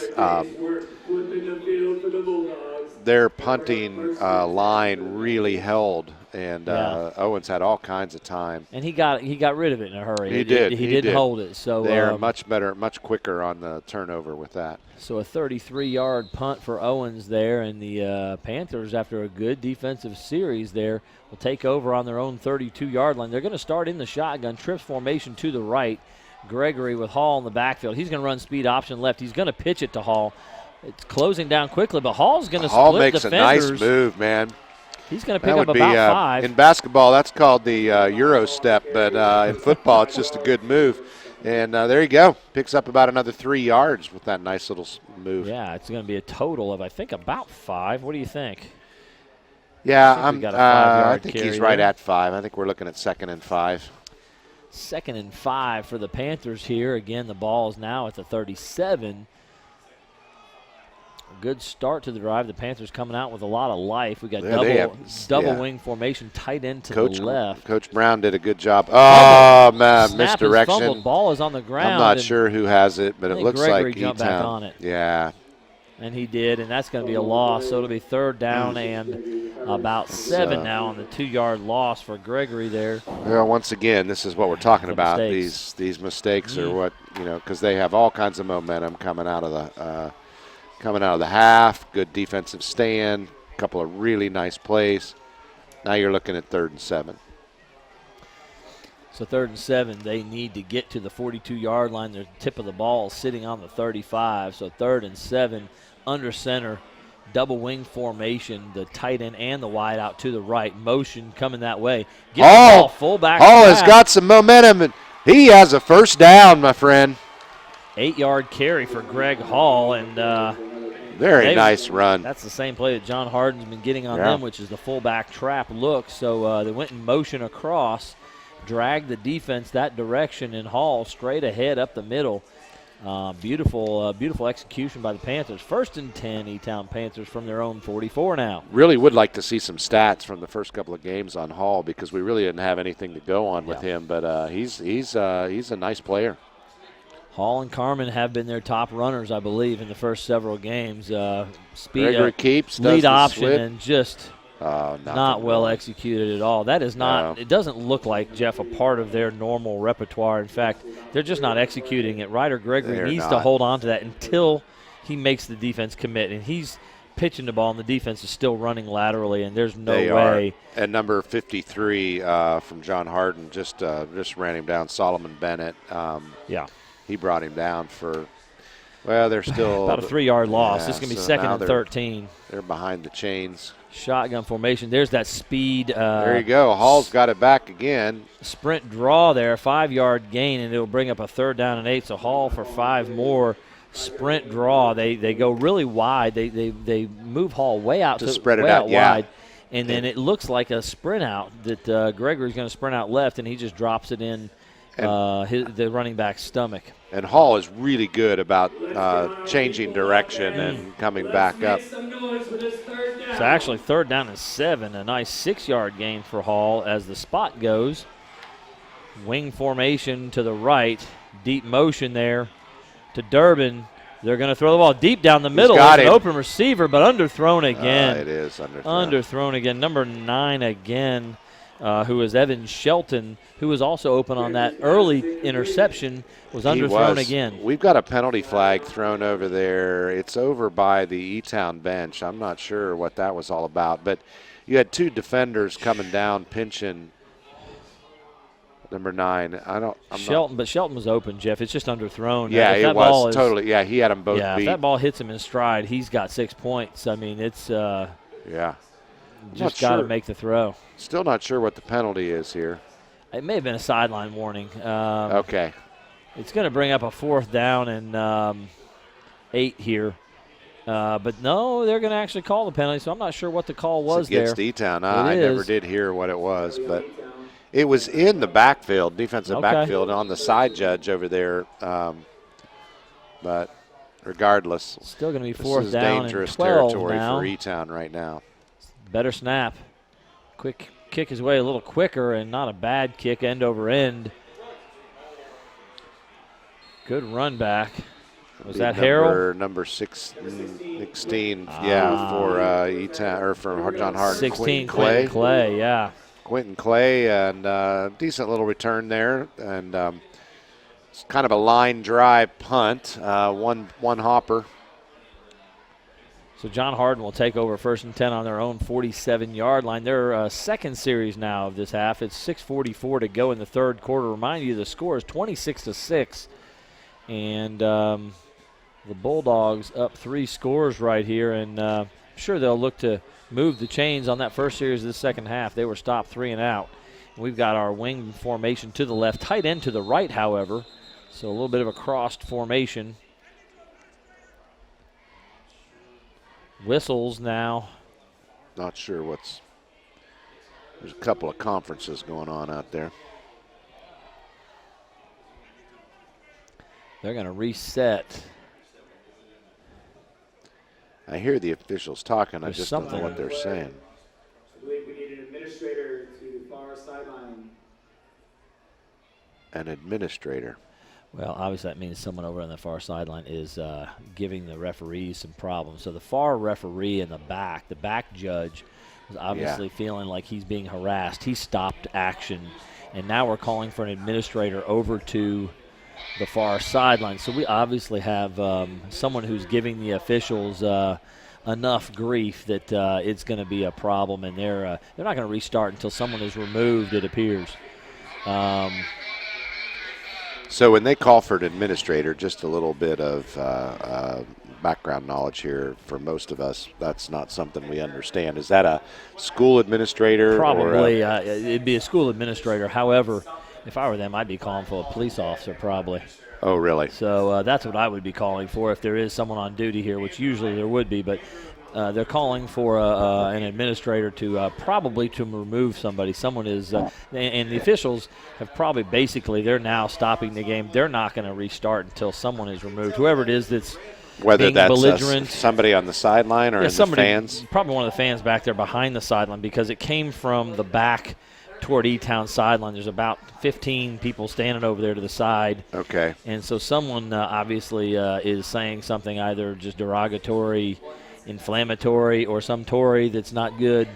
They are possibly cussing out the ref, something that probably makes that referee feel a little threatened. And I'm wondering if when we saw that flag a little bit ago, it was on that side, and if maybe that was the precursor to it, and it happened again. And here comes Mr. Wilkerson, who is a fine gentleman, who's one of the assistant principals here at John Hardin. And so, let's get a round of applause. Yeah, I don't know if we want to give him a round of applause right now. He's about ready to escort someone out of the stadium here. But Mr. Wilkerson is a wonderful man and a good administrator here, and he's obviously being called upon to deal with this issue along with several others of what I would call the brute squad. He's got a couple of backup guys with him there. I was going to say, I'm deal with the situation. I'm surprised there's not as you say, there are some always. There's the Radcliffe police officers. We appreciate them so much. And they are strong and in force tonight, so hopefully they don't have to spring into duty, but they are here if needed.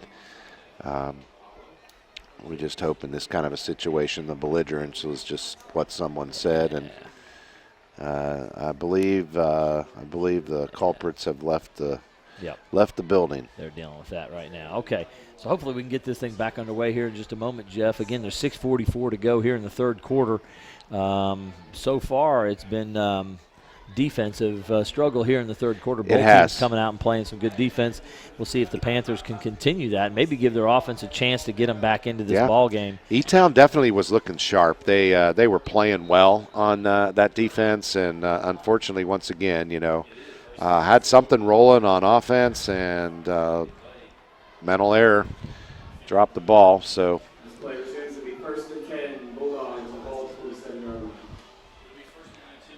Well, here we go. We're getting ready to resume play, and all right, there you go.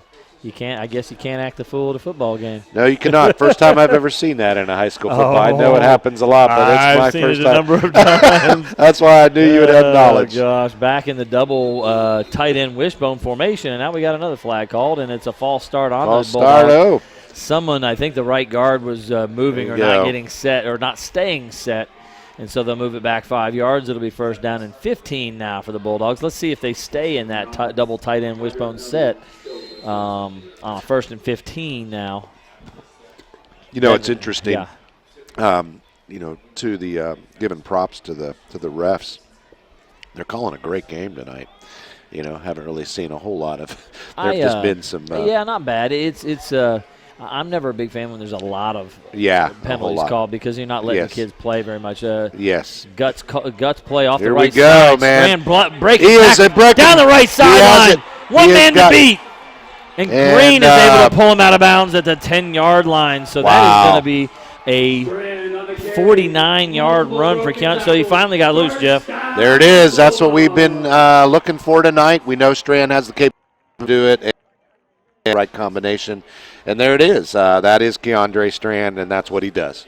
And got to give props to number 4, McKay Green, for coming back and bringing him down. I mean, it may just be delaying the inevitable, but he did save the touchdown. So he was knocked out of bounds at about the 11-yard line. 6 minutes and 34 to go. Clock is stopped because of the out of bounds. And why not? The Bulldogs will go back into the double tight end wishbone look. Again, a simple lead play with both backs leading the third back through the hole. There they go again. Strand is running over tackler. He is in into there. the end zone. 11-yard touchdown run, Keandre Strand. Sir. Keandre Strand finishing what he started. Touchdown, Bulldogs. So DeAndre again, Strand. first half he was held down a little bit, 8 carries, 46 yards. But here in the second half now, he's got 60 yards on 4 carries. So Keandre Strand starting to come to life. I think as you see a great back, they'll start to wear down a defense. And this They do. defense, and it doesn't And hurt that Trey Brown is a yeah, I was gonna humongous say- fullback that's running over this Yeah. E-Town defense.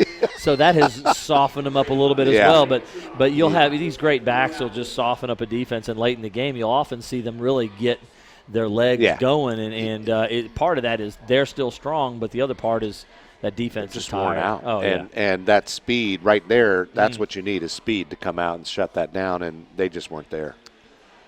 Extra point Beautiful snap play. is good. Oh, they're going to they fake did it. The fake. The throw is a little no low. Devin Rogers trying to get the ball out. I think it's Strand on It the is, right. yeah. They were coming to Strand on the edge. It was a well-designed play, but it was a low ball. Yeah, absolutely. Not well thrown. Throwing on the run for a guy who doesn't throw it a lot, it's a little bit of a tough throw. 32-6 though at this point. 6:28. A little shocked they're going for 2 and they're up 32-6. Yeah, I'm not really sure if that's what that was all about to gain some of those points back, but who knows? And we're not to the point yet where we're looking to get the running clock going. I think Yeah, that I would mean, that's be- not – I wouldn't think it's not hot. It's a beautiful night. Nobody's cramping up. I mean, you got a good game going here. If Unless they you wanna- got the 2 right there and then you get another touchdown, then you are at the running clock. So maybe that's the strategy, trying to get to that running Could be. clock. That we're going to give Coach Preston the benefit of the doubt there and say that that's what he's trying to do. Well, But, and he still has the option to do that if he does. gets another touchdown. It's if they still can score again, that only gets you to 34 though, Jeff. At that point, I think. Well, another touchdown, you're at 38. Oh, you're right. Yeah, that's still the 2-point conversion only gets you to 34. You would need You're both short. of the 2-point conversions. You would. He's taking it up. Green Kate will Green get it. is running it. And he's cutting back. Good move. Made 2, missed, but at the 20-yard line, he is stuck out of bounds. Good tackle. Is right underneath us. We can't see. Yeah, a little bit. There was a lot of guys running towards that direction, and I wondered if there was a little bit more extracurricular going on down there, but it wasn't. Just a really nice tackle. I believe it Pulled was him out of bounds. Tay Rusher that made the tackle. I think 7 came out of there clapping. I'm going to guess that's who it was. Yeah. But the Panthers will take over. It's actually the 19-yard line from the left hash here. Tight end left, shotgun look. Tight end and a wing to the right. They're in a traditional wing T double wing set. They're going to run some option to the right, but Gregory's going to keep it. He made a much better read that time. Yeah, he totally did. As the defense kind of went wide, he cut it back up. Again, he's been pitching that, and he really needed to hang on to that. So we've got about a 3-yard gain there to bring up 2nd and 7. That one definitely looked a whole lot better than what he's done in the past on that, so he read it well. You're exactly right. And you've really got to force the defense when you're running an option play, Jeff. If you're not forcing them to make a decision, you're in big trouble. You've got to, if they don't tackle you, you've got to cut that thing up. Under center now, motion across. Cleveland coming across. They're going to give to Hall, and he's tackled immediately there. Number 12, I believe that's McCroskey, the leading tackler for the Bulldogs, making the play. Didn't get much on that one. Maybe 1. Gain of 1. It's going to bring up 3rd and 7. Bulldog fans, let's get on our feet. Let's make some noise. So we got a 3rd down and long here for E-Town to see if they can sustain something. And, you know, they've had a couple of decent passes. Gregory has shown some really they need to some find bright him, spots Jeff, in though. that. They need to find him some manageable throws. Yeah. A lot of it's been down the field. He's made a couple good throws down the field. He's made 2 really bad throws down the field. They need to give him like a 10-yard out. Here goes another attempt at a deep ball. How about throwing? There's the out route right there, and he can complete that. They're not quite going to get to the first down marker. That's Durbin. But you're exactly about right. a 5-yard reception. That's the first thing they've tried that's been under 10, 15 yards. I mean, that's what you need for a quarterback. Now, here's the problem. When you don't throw the ball very much, like they're doing this year, they threw it a lot more last year with Clay Gaines. Right. When you don't throw it much, your receivers make errors like that. So there's Trey Durbin. 2 yards short of the first down marker. Yeah. You run a 2 yard deeper route, and you're standing at the marker for a first down. Was that Durbin or Hall that caught that? It was number 2. It was Durbin. Okay. Yeah. Yeah, he came back, and he wasn't standing. He came back too far. So we're now 4-12 and counting, and they're going to have to punt it away again. Let's see if they can get this thing out of here in good time. The Bulldogs are not rushing it hard like they were earlier, so they're going to give them the opportunity to get it away. Low kick, set up for a big return here. Rogers makes 2 guys miss, makes a third, but coming back to make the tackles 11, Nate Nett. Well, folks, we want to thank you for our sponsors, Physical Therapy and Associates, and we just appreciate all those that support. This is an HCEC-TV student production, a division of the Hardin County Schools. Special thanks to our live sports coverage sponsors, Brandenburg Telecom, Physical Therapy Associates, Waddell's Auto and Scrap Metal Recycling, Blue Ribbon Renovations, a Mark Harris Company, E-Town Exterminating, and West Point Bank, where hometown banking is made simple. First down and 10 for the Bulldogs. They are on their own side of the 50 from the 48-yard line, the left hash. Again, they're going to go double tight end, wishbone look, and continue to wear down this E-Town defense, this 4-4 defensive front. Again, Strand off the right side, breaks 2 tackles, breaks a third, trying to break a fourth. He's got 12 yards and still pushing, and they'll finally push him back there again. It had to be 15 Kessinger, the safety, to make the stop. He had forward progress up to the 40, so I think that's where we're going to get him. So that obviously will give him a Bulldog first down. 12-yard gain for Keandre Strand, and so he's really, as we said, getting going now. He broke 3 tackles. He really is. There. He's got his stride rolling now. And those E-Town defenders, especially on the line, they're getting a lot of them play both ways. Exactly. That's one of the other issues, obviously, you face at a 3A school is maybe not the depth that you have in some other places. And I think what you're seeing is whenever John Hardin runs sideways, they can run them down, but it's straight ahead stuff. They're going to pull it on the play action and throw it down the side. He's got him. Kendall Bryce is going to score. In there, the big tight end. Oh, he celebrated. He's going to get a flag on that. So a 40-yard touchdown pass from Devin Rogers. Not allowed to do that in high school ball, huh? He's high-stepping. I don't think he's scored before, so he didn't realize I can't do that. I don't play on Sunday afternoon. Or even Saturday afternoon. Yeah, he forgot that it's Friday Which division evening and not this Sunday. It's Sunday ball. And I guess that's a little bit okay when maybe it's your first score. Hopefully he'll figure it out once he's gotten in the end zone several times that's not what we need to do there.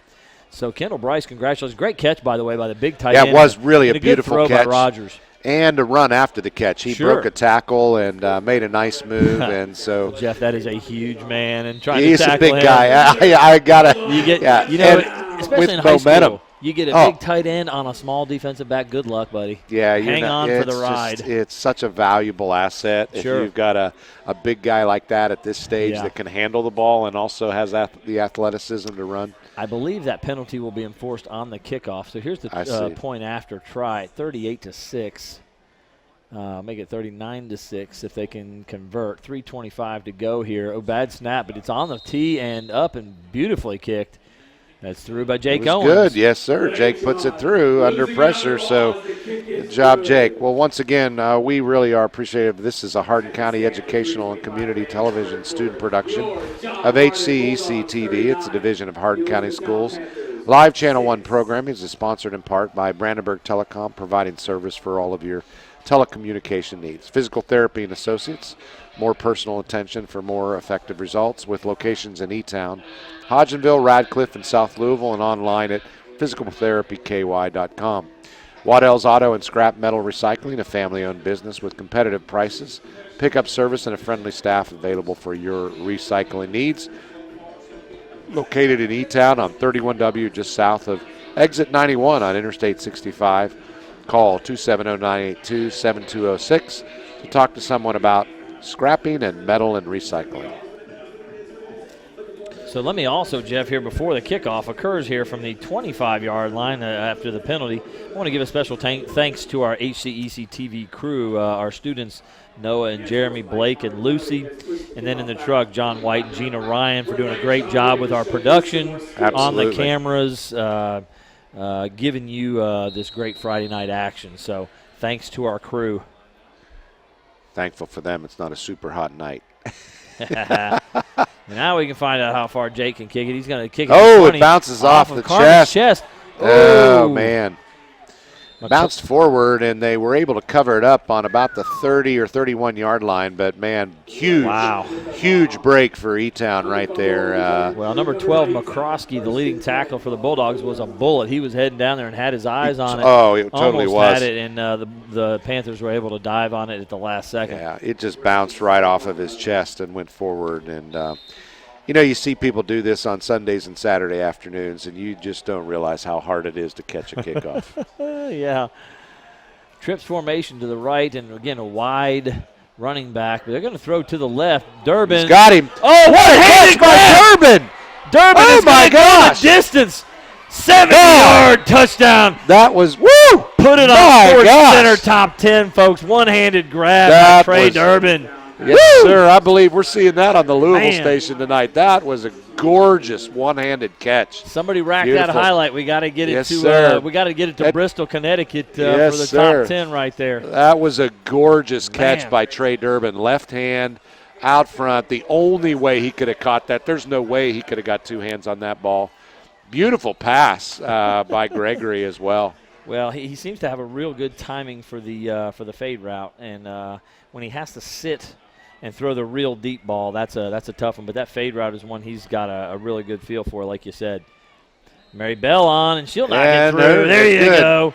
Oh, and my. She just got knocked down, and there's going to be they definitely need to give a penalty. And Ryder Gregory is going to try to kill someone right now, and honestly, if someone ran over my kid, if someone did that to my kicker and I'm the holder, I know. I'm with you. I'm attacking that person at some point in the evening. So. That was really ridiculous. That's the second time now they have just come after her, and that's just, it's not necessary. Just ridiculous. It really isn't, especially in a 39-13 ball game. No, come on. There is going to be a personal foul there, but yeah, Ryder Gregory wasn't real happy about that. He's taking care of his team, and I got to give him that. Mary Bell handled that very well. She's bouncing up, and no problem. She's doing good. Knocks it through. Somebody asked me the other day who my favorite Steeler of all time was, and I had to give it to Jack Lambert, and it goes all the way back to that time when Roy Girella was kicking, and he missed it. And I don't know who it was, but they came up and got in his face and just were riding him down the road, and Jack Lambert just grabs him and throws him down. No one intimidates the Steelers. So you got that going on right there. I mean, you got to give it to him, sticking up for your team, being there. That's what you got to do. So we don't want to get into any fights or cause any trouble, but we certainly stand up for your teammates. And but there is a personal foul that was connected on this, I think, on the. Yeah. So they're going to be kicking off from the opposite 45-yard line here. This is pretty much. Well, so I don't know. Chad Dukes, can he get it to the end zone? Can Dukes put it to the end zone? This is Chad. The test, buddy. If you can do it from the 45 of the opposing team. Or it's a good time for an onside kick. Oh, there you go. You're not going to give up any field position here. That's true. So if I were John Harden, I'd be looking for the onside kick here. Do you think he's got that in his resume? All of us do. Haven't you practiced that yourself a few times, Jeff? Oh, yeah. You know what? He is kind of standing sideways on it. He normally is. I think he's doing it. Here it goes. No, he's going to boot it. Not. He boots it deep and in the corner. Beautifully done. Rogers does a great job fielding it at the 6. Oh, makes two guys miss. He's up the left sideline, breaking it back to the right sideline. He's still moving. He is finally getting a hold of him. He's going to go down at about the 22 or 20. He does not come down easy, buddy. Jeff, that was about a 17-yard return, but it looked like a lot more than that. Yeah, it totally did. He went back and forth, side to side. But where did he pick that up? At about the 5 or 5 yard line? 6, Jeff, yeah. Okay. So there you go. Well, a lot of excitement there for a 39-13 ball game. 3:02 to go in the third quarter, and the Bulldogs will take over at their own 22-yard line. 1st and 10 on the left hash mark. That builds a lot of confidence in E-Town's offense that they do have in their repertoire to be able to do that. Well, Durbin obviously can run and catch, and if Gregory can deliver him the ball, he'll have some good opportunities, especially when they get in district play. Again, in the wishbone formation, a lot of space. Oh my gosh, there it is. Boy, Strand almost had that one. Number 26 for E-Town, Aiden Smith, was able to trip him up. Well, Ryder Gregory there is stretching him out. He's got a cramp. Ryder from E-Town is actually helping his opponent there, stretching his calf muscle out and helping him up there. Good job, Ryder Gregory. So great sportsmanship shown there. Good man. Guys Good man. helping out the fallen opponent, but Keandre Strand looks fine. He's got a calf cramp. When you cramp up like that, it's it's awful. Absolutely awful. So good run there. We'll pick up a first down. He had about 11 yards on the carry. He got tripped up as he was breaking through. It looked like he was going to go the distance again. 2:36, and it's 1st and 10 again, and we've got, again, that full house wishbone backfield. Looks like almost a 6-man front. A little nothing happening right there. Crossbuck action. Yeah, there we go. Number 25, Hall was in there on him and wrapped him up. 44 also there. That's Nolan Maggard, along with number 59, Chad Dukes. So Nolan Maggard, number 44.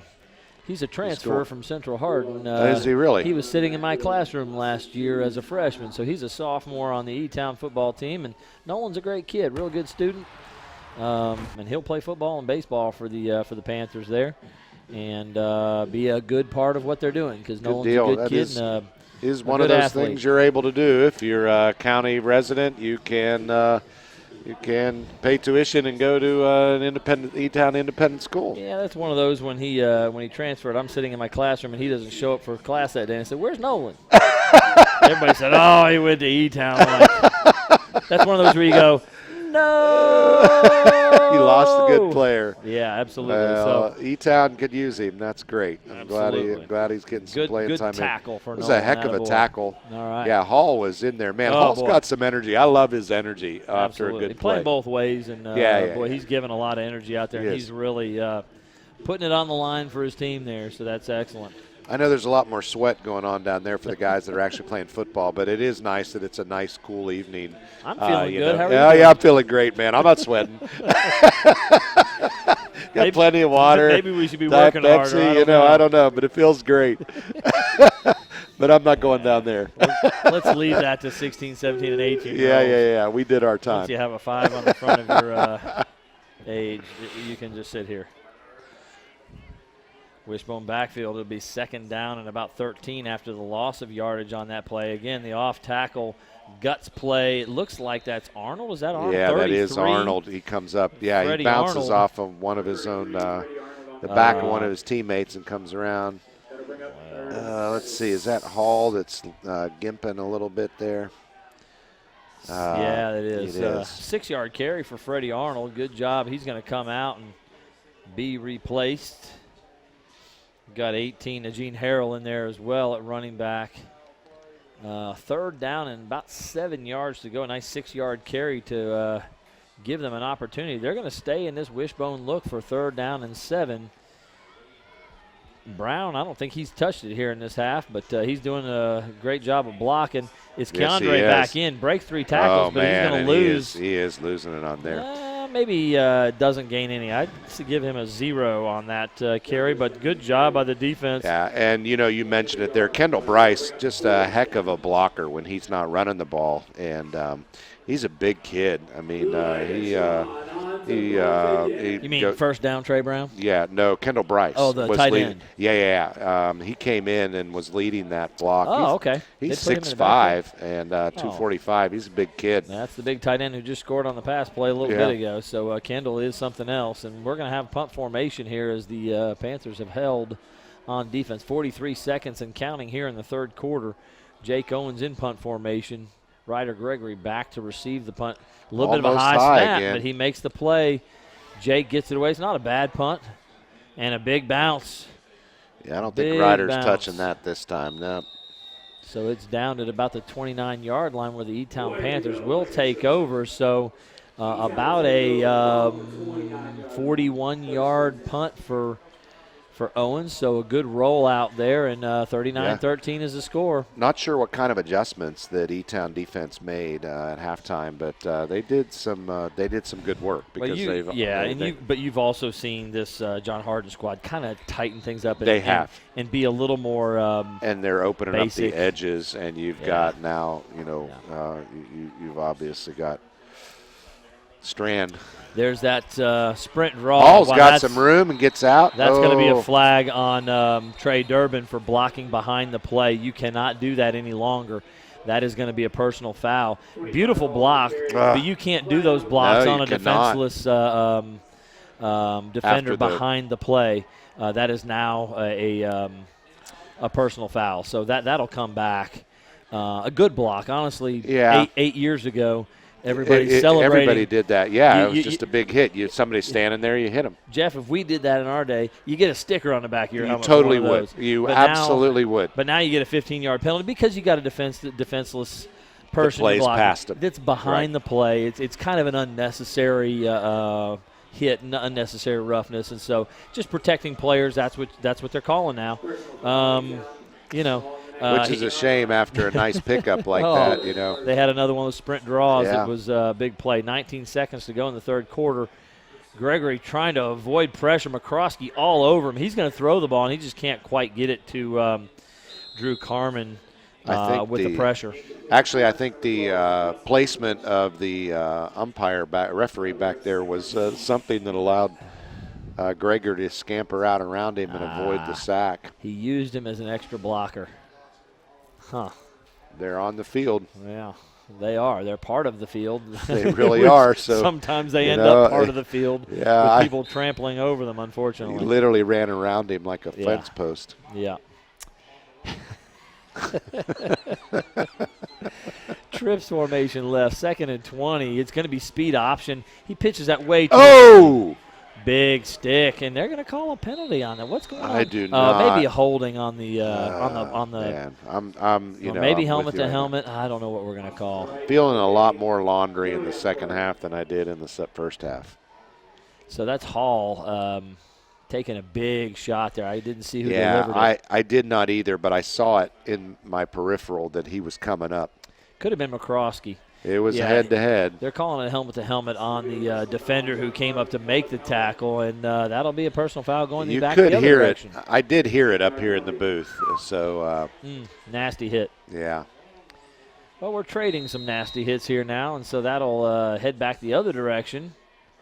Is that not an automatic first down, or I guess it's going to be 2nd down and 5 now? With the penalty call there, 15-yard penalty will take it back up to where it's 2nd and 5. Trip formation to the left. Keeps E-Town rolling. E-Town is missing a player.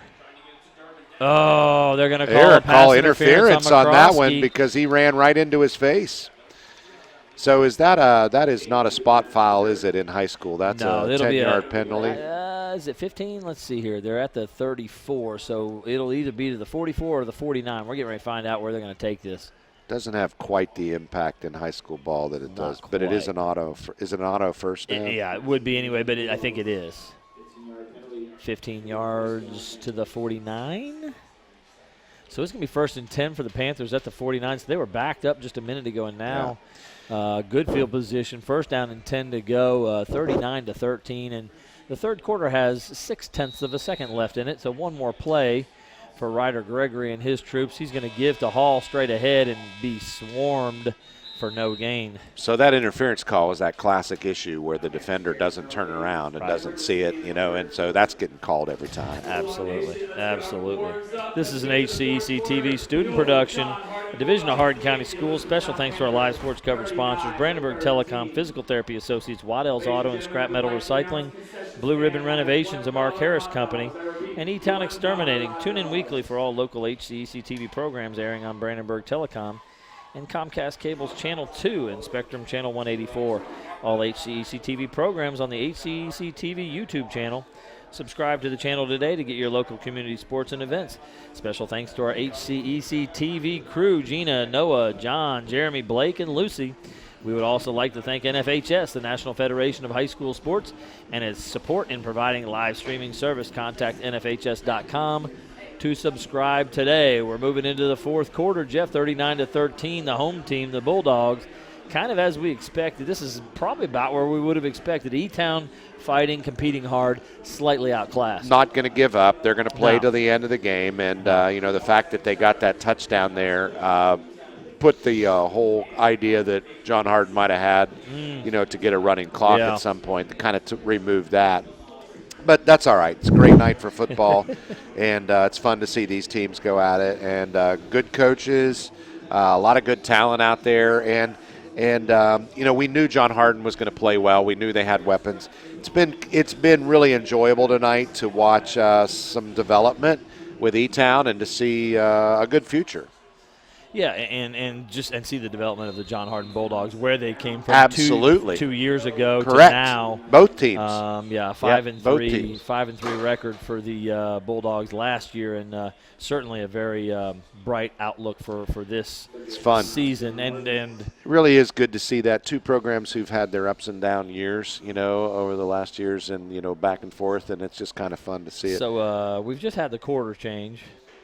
And now we also need a timeout. The quarter change was not enough time to figure out what's going on. So could that be I know that may very well be a sign of miscommunication. Something's not right. Something's not right. Somebody did not like. Wrong. Coach Preston's not happy a bit. Someone's out of position. They're not ready or executing the way he's expecting them to do. So he had to give them another little bit of instructions here. So, again, let's try again to start the fourth quarter. Let's line it up again. We're going to have trips formation to the right with Kessinger to the wide to the right. Double reverse, back up the to middle. Carmen. Ball's loose. It's on the ground. John Harden's ball. John Harden will fall on it, and that's 12 McCroskey. He seems to be everywhere, Jeff. It really did, and that play was looking really good, and it probably totally took the John Harden defenders by surprise. I mean, he literally ran right by them, but that hand got in there and pulled that ball out. So the double handoff crisscross trap looking good, executed well, but the ball ends up on the ground, and it's Kevin McCroskey jumping on it, number 12 for John Harden. And so the Bulldogs will take over at midfield, right on the 50, right at the Bulldog. And, again, they're in the double tight end wishbone look, facing this 4-4 defensive front, 8-man front of the Panthers. They're going to look for the pass down the middle, a little bit overthrown there. Yeah, definitely. Play action look, both ends running straight down the field. They ended up in almost the same area. Number 11 for John Harden was the intended receiver, Maurice Green, and he's down, holding his knee, I think. He is hurting.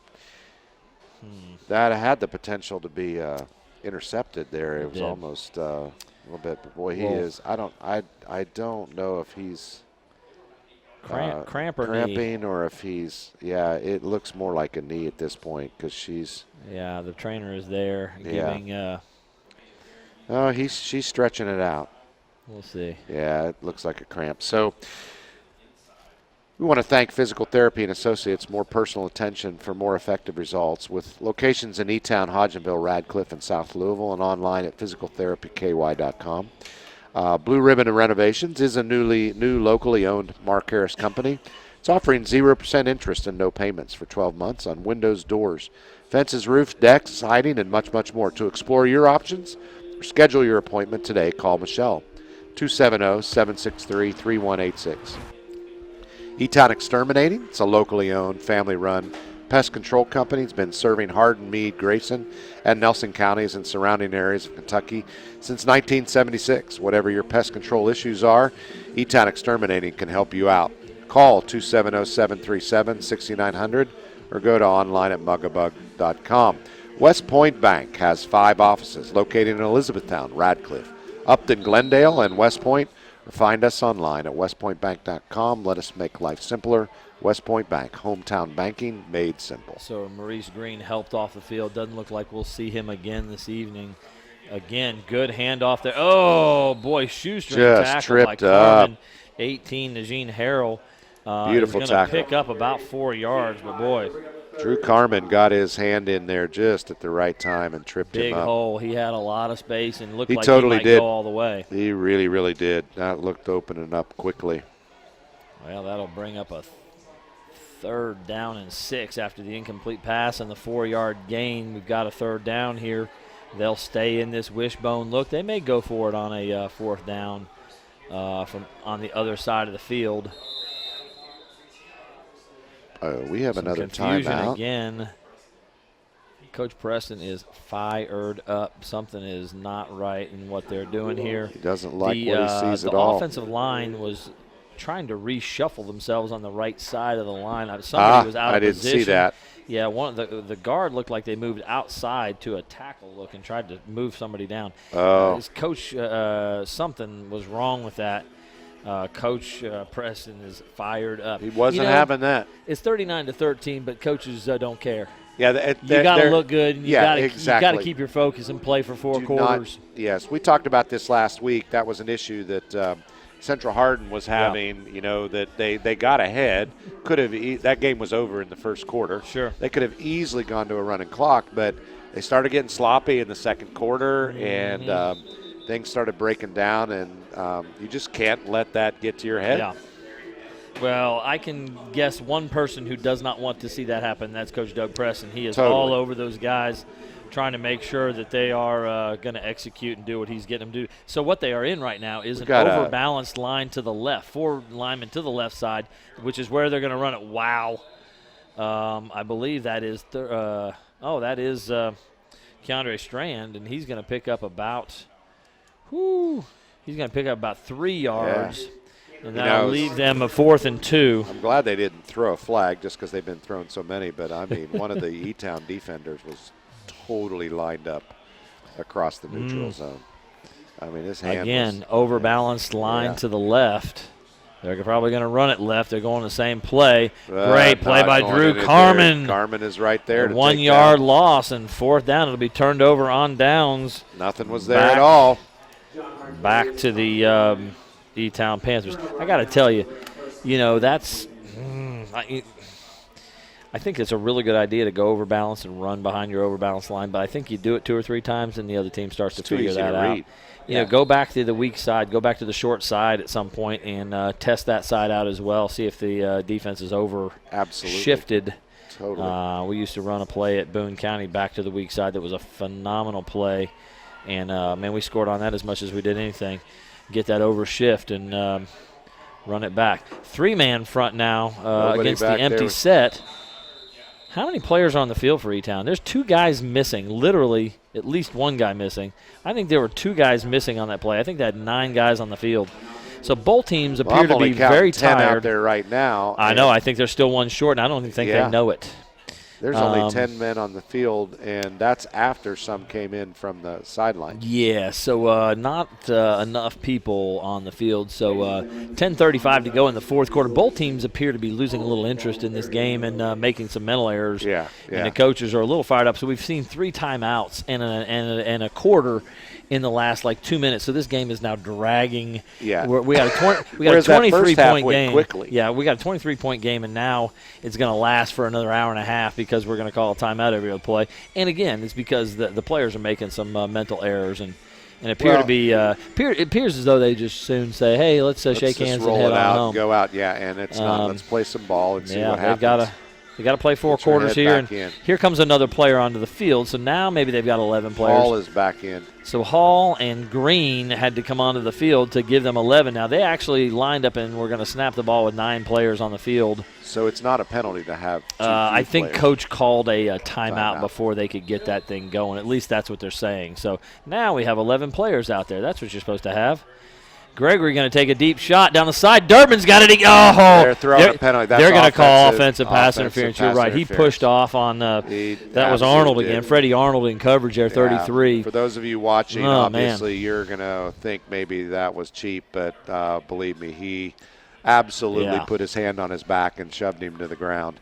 And so you just that's honestly doesn't work. I love a physical receiver like that. Yeah, I mean, yes. Every now and again you get away with stuff like that, so it's almost worth doing it because you're going to pick up 40 yards. But there was nobody else around them, so it was and literally the ref was right there. You got to be a little more sneaky about it than that, I guess. But again, good throw, and he's able to get it, but it was nice. Fell. It totally was nice. You were going to have a 40-yard game, but instead you're going to have a 15-yard penalty. First down and 25. From the 29-yard line, so first and forever.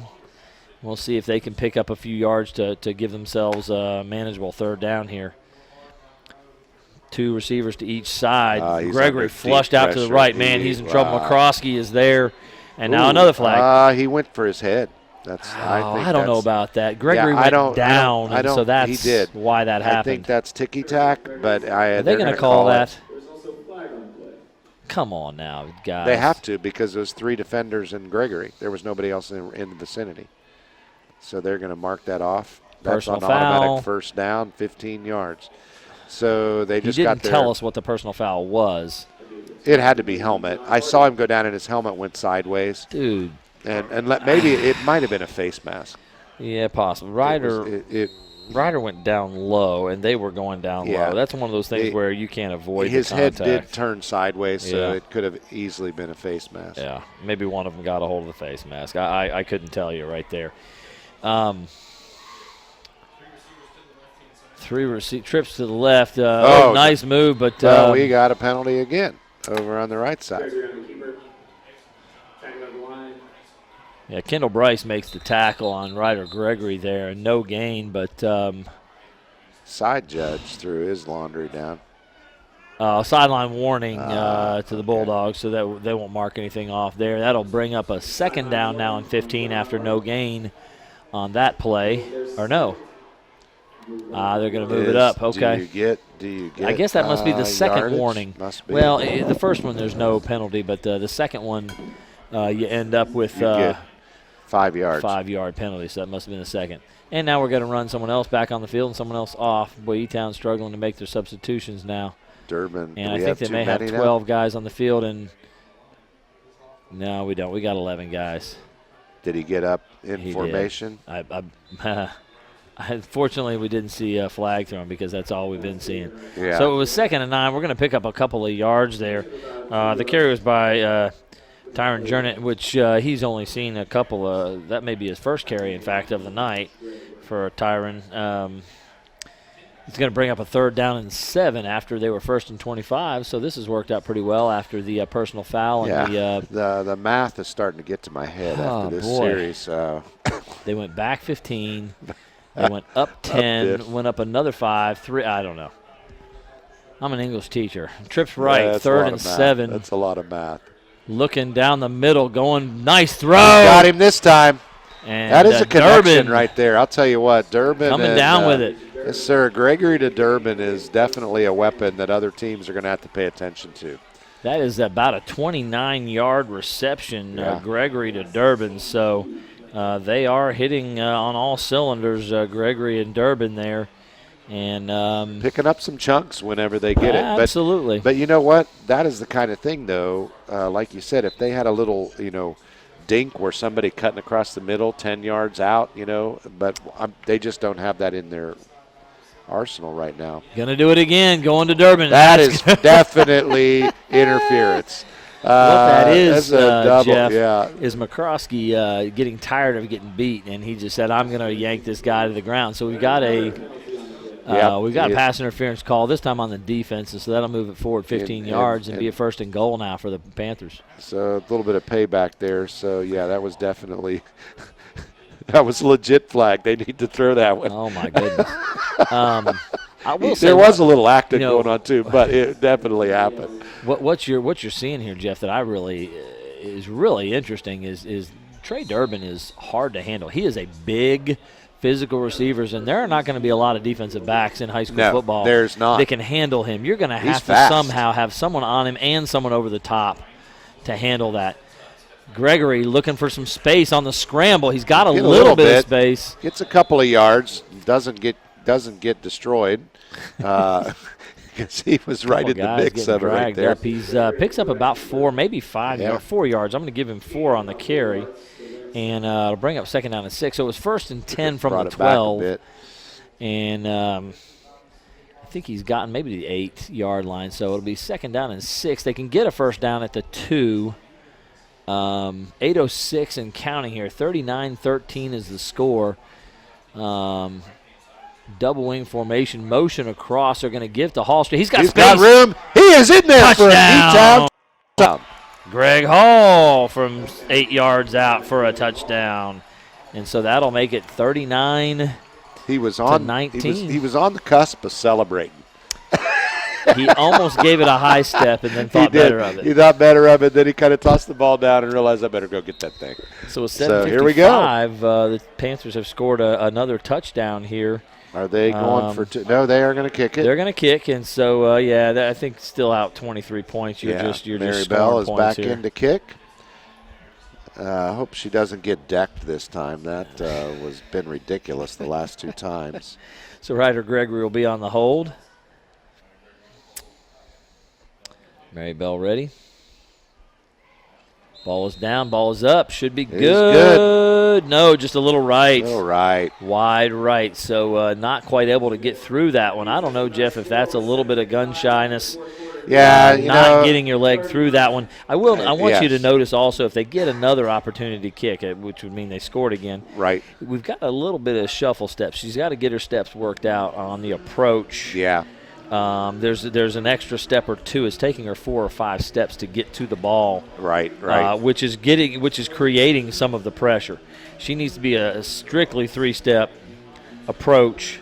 And get the ball off. There's a couple it looks like a soccer player taking a penalty kick. It definitely does. And with like 2 little stutters and then 3 steps. So it's almost like a 5-step approach. It's taking way too long, and she's going to get hit a few times. She really will if that keeps happening. Yeah. And so her rhythm has got to be down. Yeah. So got to work on those steps, and maybe they don't have anybody over on the sideline that kind of kicking is a specialty. It totally is. And there aren't a lot of high schools who have a good kicking coach. Now, John Harden does. The Colonel down there who used to work with us at Central Hardin and when we had John Wallace and several other really good kickers. Fantastic kicking coach. That may be works at it and knows what he's doing. And he's on E-Town? He's with John Harden with John Jake. Harden. Okay. And so he's done a good job developing their kickers. He was with us at Central Hardin for quite a long time as well. So well, there's one of the coaches over there right now really just spending some time with Mary, giving her some good coaching right now. And my guess is he's probably sharing with her exactly what we're talking about, and because you cannot hesitate. That's such a timing issue that has to happen the moment the ball is snapped. They need to be moving forward. Yeah, they're talking about her body positioning, though. They're not talking about her steps. I'm watching what the guy's doing, and it's the steps. It's not the body positioning. The steps are going to get her killed out there. She's going to have to work on getting a 3-step approach. It looks like I'm going to have a conversation with Jason. I think you're going to have to. There you go. To, and you're exactly right. Get that squared away. Her approach is like a soccer player doing a penalty kick. It is. There's a stutter and then a run at it. You just can't do it that way. Dukes is going to give us a little kickoff. It's going to go out of bounds. It looked like it might hold up, so the penalty flag is going to come out. They'll start at the 35. I think that's where he was aiming. He was absolutely going that direction. I don't know if he wanted to get it out of bounds. He did not want Devin to pick up that ball. Absolutely not. That's good strategy. So the John Harden Bulldogs with 7:55 to go here in the fourth will take it at the 35-yard line, on their own 35-yard line, and we'll see 39-19. Been pretty even here in the last 8 to 10 minutes. It has. A couple of touchdowns for each side. Definitely the momentum has shifted a little bit, and we're not seeing anything like what we had even predicted and been predicted that there was going to be some kind of John Harden blowout. E-Town came to play. Motion across, Harrell. And they're going to give to the fullback, Brown. First carry, but nothing right there. Beautiful tackle. That's yes, sir. Number 58 for E-Town came right up there Terrence to snuff Brown. that one. Terrence was there. Absolutely. So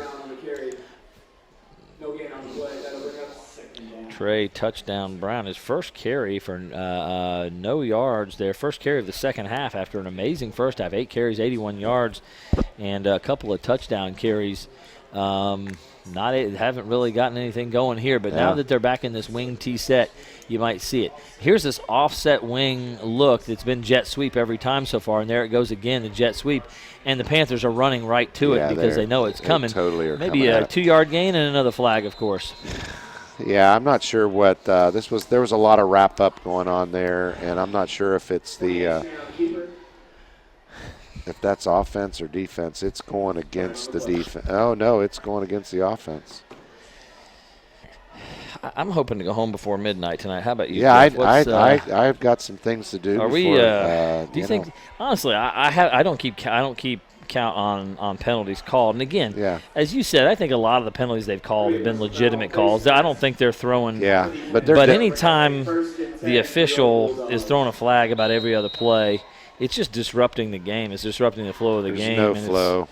Yeah. It's this whole second half has been kind of weird with penalties. So and timeouts on top of it. exactly. So we've got this time wing T formation to the left against this 4-4 look. Give off Cut tackle back. on There you the go. buck sweep. Strand.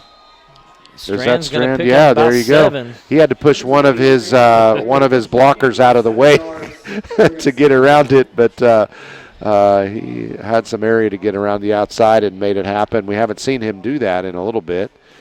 He was knocking that out of the park at the beginning of the second half. His last 3 carries, Jeff, 0, 3, and -1. So that 7-yard carry, they're back on track. They've gotten out of the wishbone, back to their wing T look.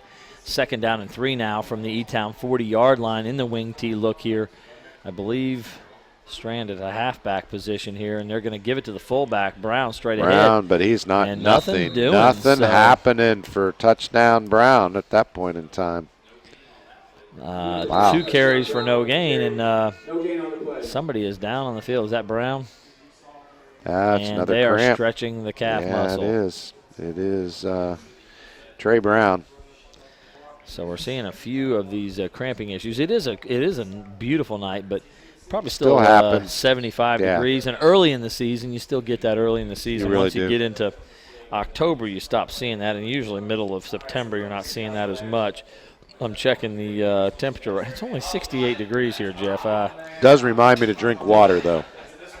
Yeah, You better it's hydrate doing what I you're was doing. about. I don't want to get a cramp I up here, because If you cramp up here, I'm not you're not helping me. You're on your own. That's all right. Roll that's down the okay, steps man. and out to your car. That's all right. Jeff, if I you do cramp up. not expect any help with that at all. It happens. I get the worst cramps in my life just laying in bed and just rolling the wrong way. Well, And man, these guys, it hurts.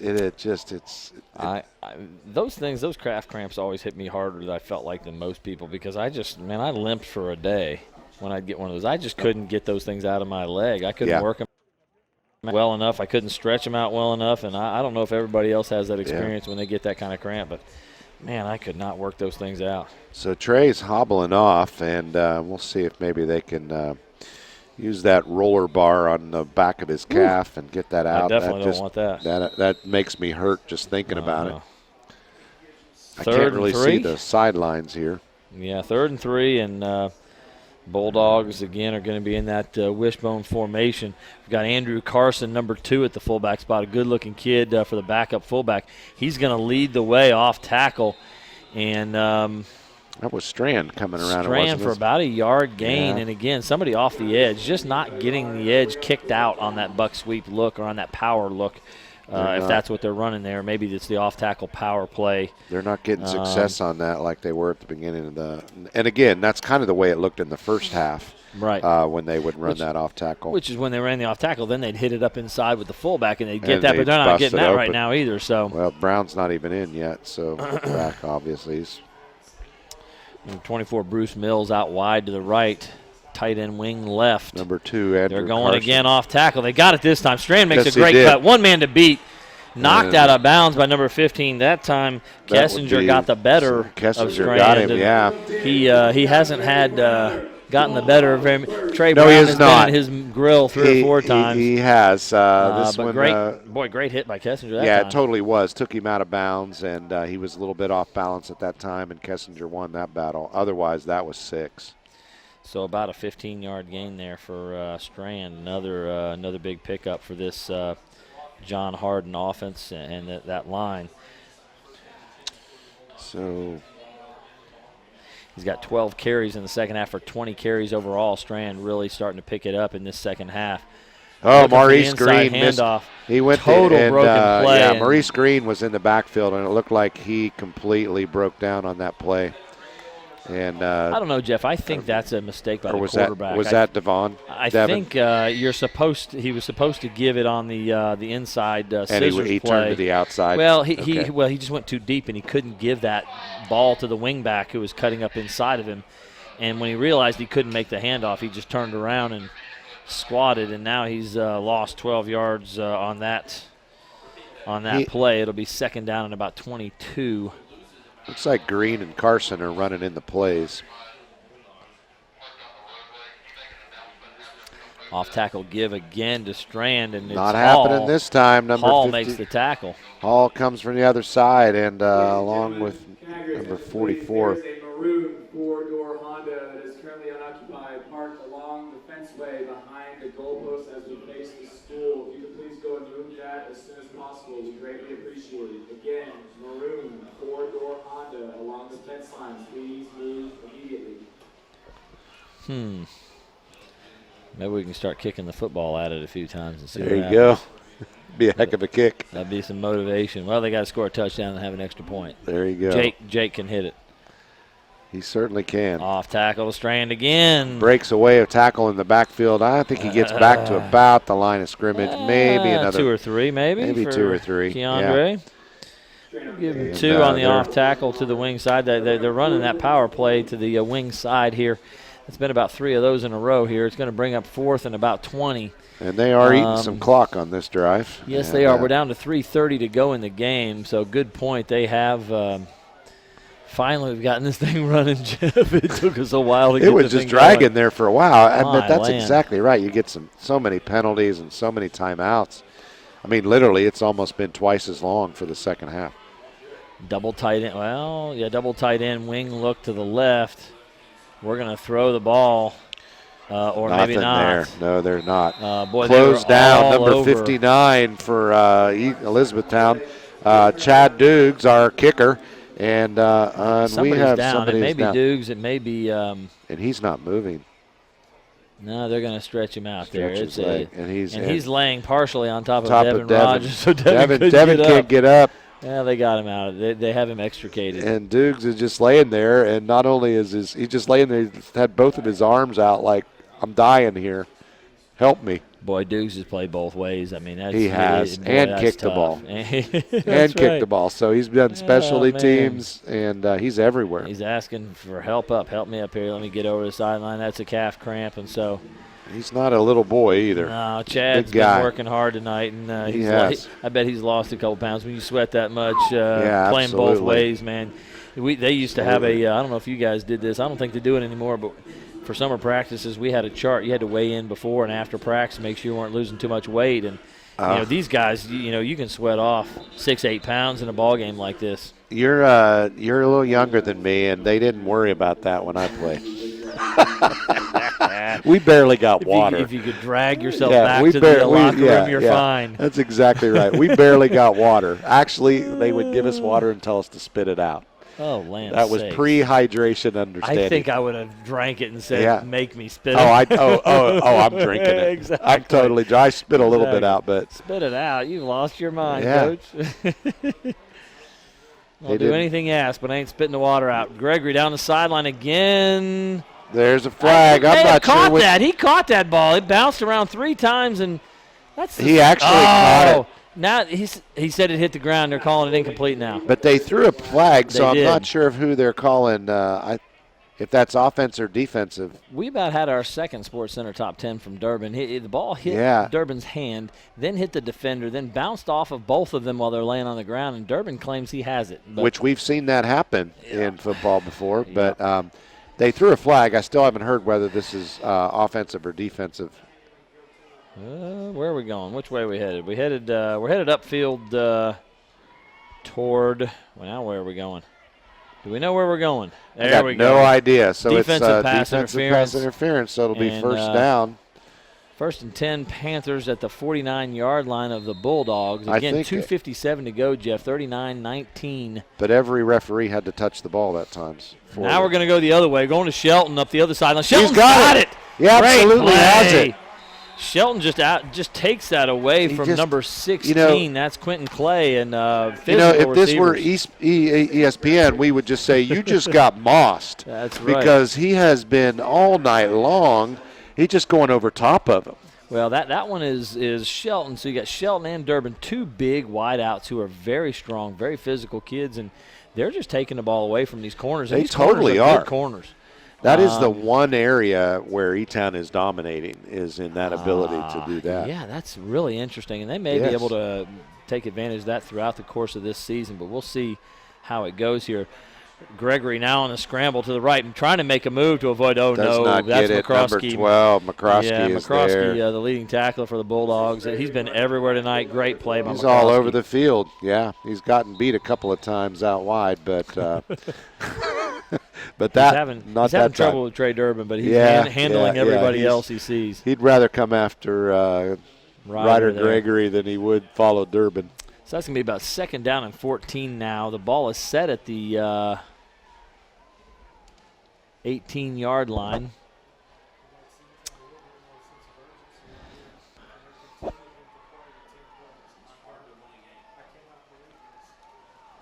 Gregory looking up the right side again. He's going to go to Shelton again. We've got He got that ball. That was a touchdown. Beautiful play by Shelton. Man, I'm telling you what, number 16, Quentin Clay, was literally wrapping him up before he caught that ball, but he pulled that thing in. So now my gosh. So now Shelton with a couple of big catches there. So Gregory to Durbin, then Gregory to Shelton. And those E-Town ends are going for 2 here. Let's see. What do we got? I don't see Mary on the We're field. going so for 2 going here. For 2. It's 1:44 remaining. It's a 14-point game. Not sure what the benefit is, getting it to 12. It's just pride at this point. And they're going with, that's underthrown. But what a great catch. He jumped. Holy cow. Let me tell you, He came Jeff, back and caught that. That's, oh, my gosh. That's Drew Carmen. That pass was to Trey Durbin. It totally was. Carmen turned around, saw an underthrown ball, and just reached up with one hand and got that thing. That was great awareness. These E-Town receivers are making some plays on the ball right now. They're impressive. I really, can we throw them a hitch at some point, or a quick out, or a slant, or something, just to get them the football every now and again instead of toss? Here's the thing: they're making great physical plays against some pretty good defensive backs. But they're taller and bigger. But I'm telling you, play a team that's got really good DBs. The ball's going the other way half the time. 100%. I'm telling you. I know, because he is waiting on it. Yeah, they've been waiting on the ball. Last time I was a defensive coordinator at Central Hardin, we had 2 corners, Cameron Chaney and Tristan Long, and any time the ball went up deep, it was ours. People didn't throw deep on us. They would because they'd pick us apart. But those 2 guys were so good in deep cover and so athletic to go get the ball. You just couldn't do it. But here we've got 2 guys. Three guys maybe who are able to go get the football and take it from. Against certain teams, they're going to be able to do that. They are. There may come a time when they can't, but honestly, keep trying. You might as well. These guys are really making plays. They are, and we have seen Trey make some amazing catches on the run, like that one-handed catch. That one was definitely not. That was an absolute. I need to get the film on that. I don't know how. Who do I talk to around here to get the film? I don't know. I'm not sure who's. I want the highlight film on the catches tonight. About 5 or 6 really good catches. Oh, man. It came down. That was Trey Durbin kicking off. It was. We had Chad Dukes I over on the saw side. that happen, and it made me cringe. Number 33, they went right into the back of his leg, and it looks like he's just got a cramp, but it looked like a roll-up on the leg from here. So the John Hardin Bulldogs on the short kick fielded. I can't see who fielded. Of course, there's a flag down, too, so we'll figure out where the ball's there's always be is. It's just part of the play. It's on the Panthers, and it's been spotted up 5 yards, so it'll be 1st and 10 from the 44 for the Bulldogs. There's 1:41 to go. It's a 12-point ball game. Can you believe that?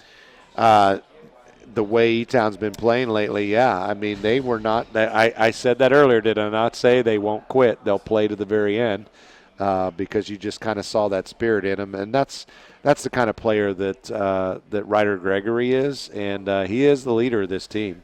And it's just that I'm constantly going after it. Wow. And again, it's just this idea, crosstown rivalry, you're not quitting. You're not going down. You're not going to say we're done. We're going to keep rolling. Which was interesting because at the end of that third quarter, we were both seeing that it seemed like both teams were saying, you know what, let's just roll this thing out. But they've got some fight left in them now. Well, just a lot of silly errors for a good portion of the end of the second quarter and much of the third quarter, kind of on both sides. We saw, E-Town allow John Harden to blow this thing open with a lot of mistakes.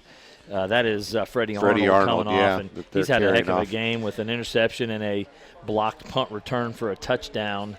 And I mean, he held it up like a cramp, but I'm telling you, I saw that happen, and it really they rolled up on the back of his leg sideways. So I'm hoping it's nothing worse than just a severe cramp, but he was not putting any weight on it. The offense that John Harden has run in the second half has not looked the same as it did in the first half. I absolutely agree. Now look at there. Here we go. There's the inside. There's the inside trap there. It's going to pick up about 4 yards. So Strand for 4 there on a first down and 10. Hall was going to drive him back all the way to the end zone. We've got now. I think we got Chad Dukes down again. Here they come. I thought we might get it. Do we have?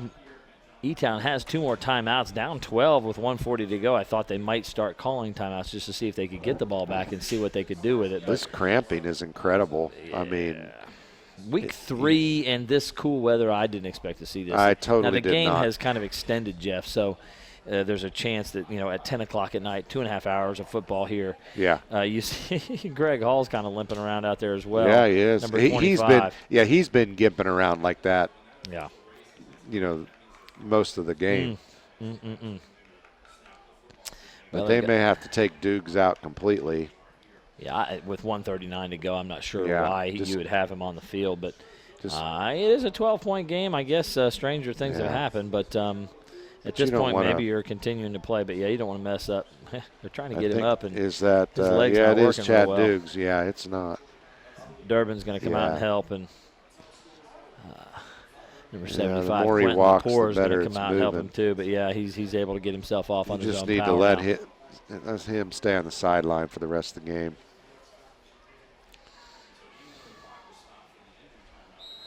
All right, 1:39, second down and 5.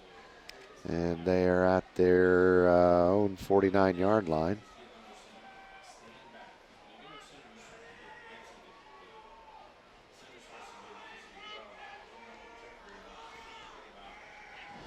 Deep motion by Harrell, given to Trey Brown straight ahead, and he has not found any success in this second half. They have completely 1 yard shut him down. Number 58 from E-Town came up for the tackle, Terrence Brown. So touchdown Brown meant Terrence Brown. 58 seconds and counting here. Obviously, if you can run the ball there. Chad Dukes is back out on the field. My goodness. Kind of surprised to see that. Yeah, I am a little bit as well, but he's ready to play some football. 44 seconds to go and counting. Give to Strand off left tackle again. He's going to pick it up. He's got some room. He came out. He's dragging defenders there. That's going to be about a 9-yard, almost a 10-yard carry for Keandre Strand. Come on, boys. Hard.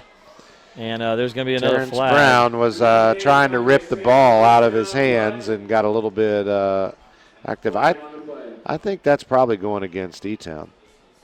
A little extracurriculars on the ground as you're tackling him, possibly. It's nice of Sometimes it's the retaliation that gets caught, but you never know. Nice of Drew Carmen to hand the flag back to the referee. I don't think that's bringing any goodwill, but it's still going against you. It is, and they march deeper here. 28 seconds to go, 39-27. And the Bulldogs now, after the personal foul, have the ball on the 25-yard line of the Panthers. So, you know what I think? One broken tackle from another touchdown here, and the clock is running. I believe they are 100% going for it. They are not going to run this. They can run one more play. They're going to just down it here. They've got one more snap, and this thing is over. And that's what we're going to see right here. So Devin Rogers will take a knee and put a cap to this game. Now, again, a dominant performance by the John Harden Bulldogs. It is, but boy, the Panthers showed some fight and really game. Made it look a little different than what we thought it might look by the end of this thing. Impressed with both teams, sir. It was a good game. Good finish for the Panthers.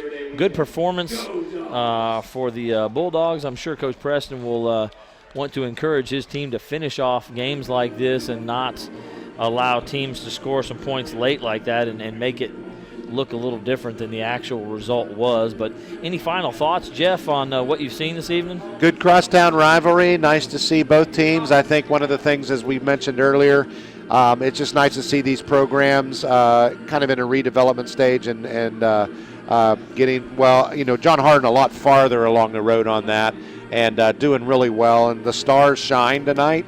But the thing for me, again, on John Hardin was seeing a lot of those weapons that we didn't necessarily know about that came out. And you got to give it to Ryder Gregory and some superb play by those wide receivers for E-Town. Well, good night for football here at John Hardin at Bulldogs Stadium. For Jeff Knoll, this has been Paul Gray. Good night, everybody.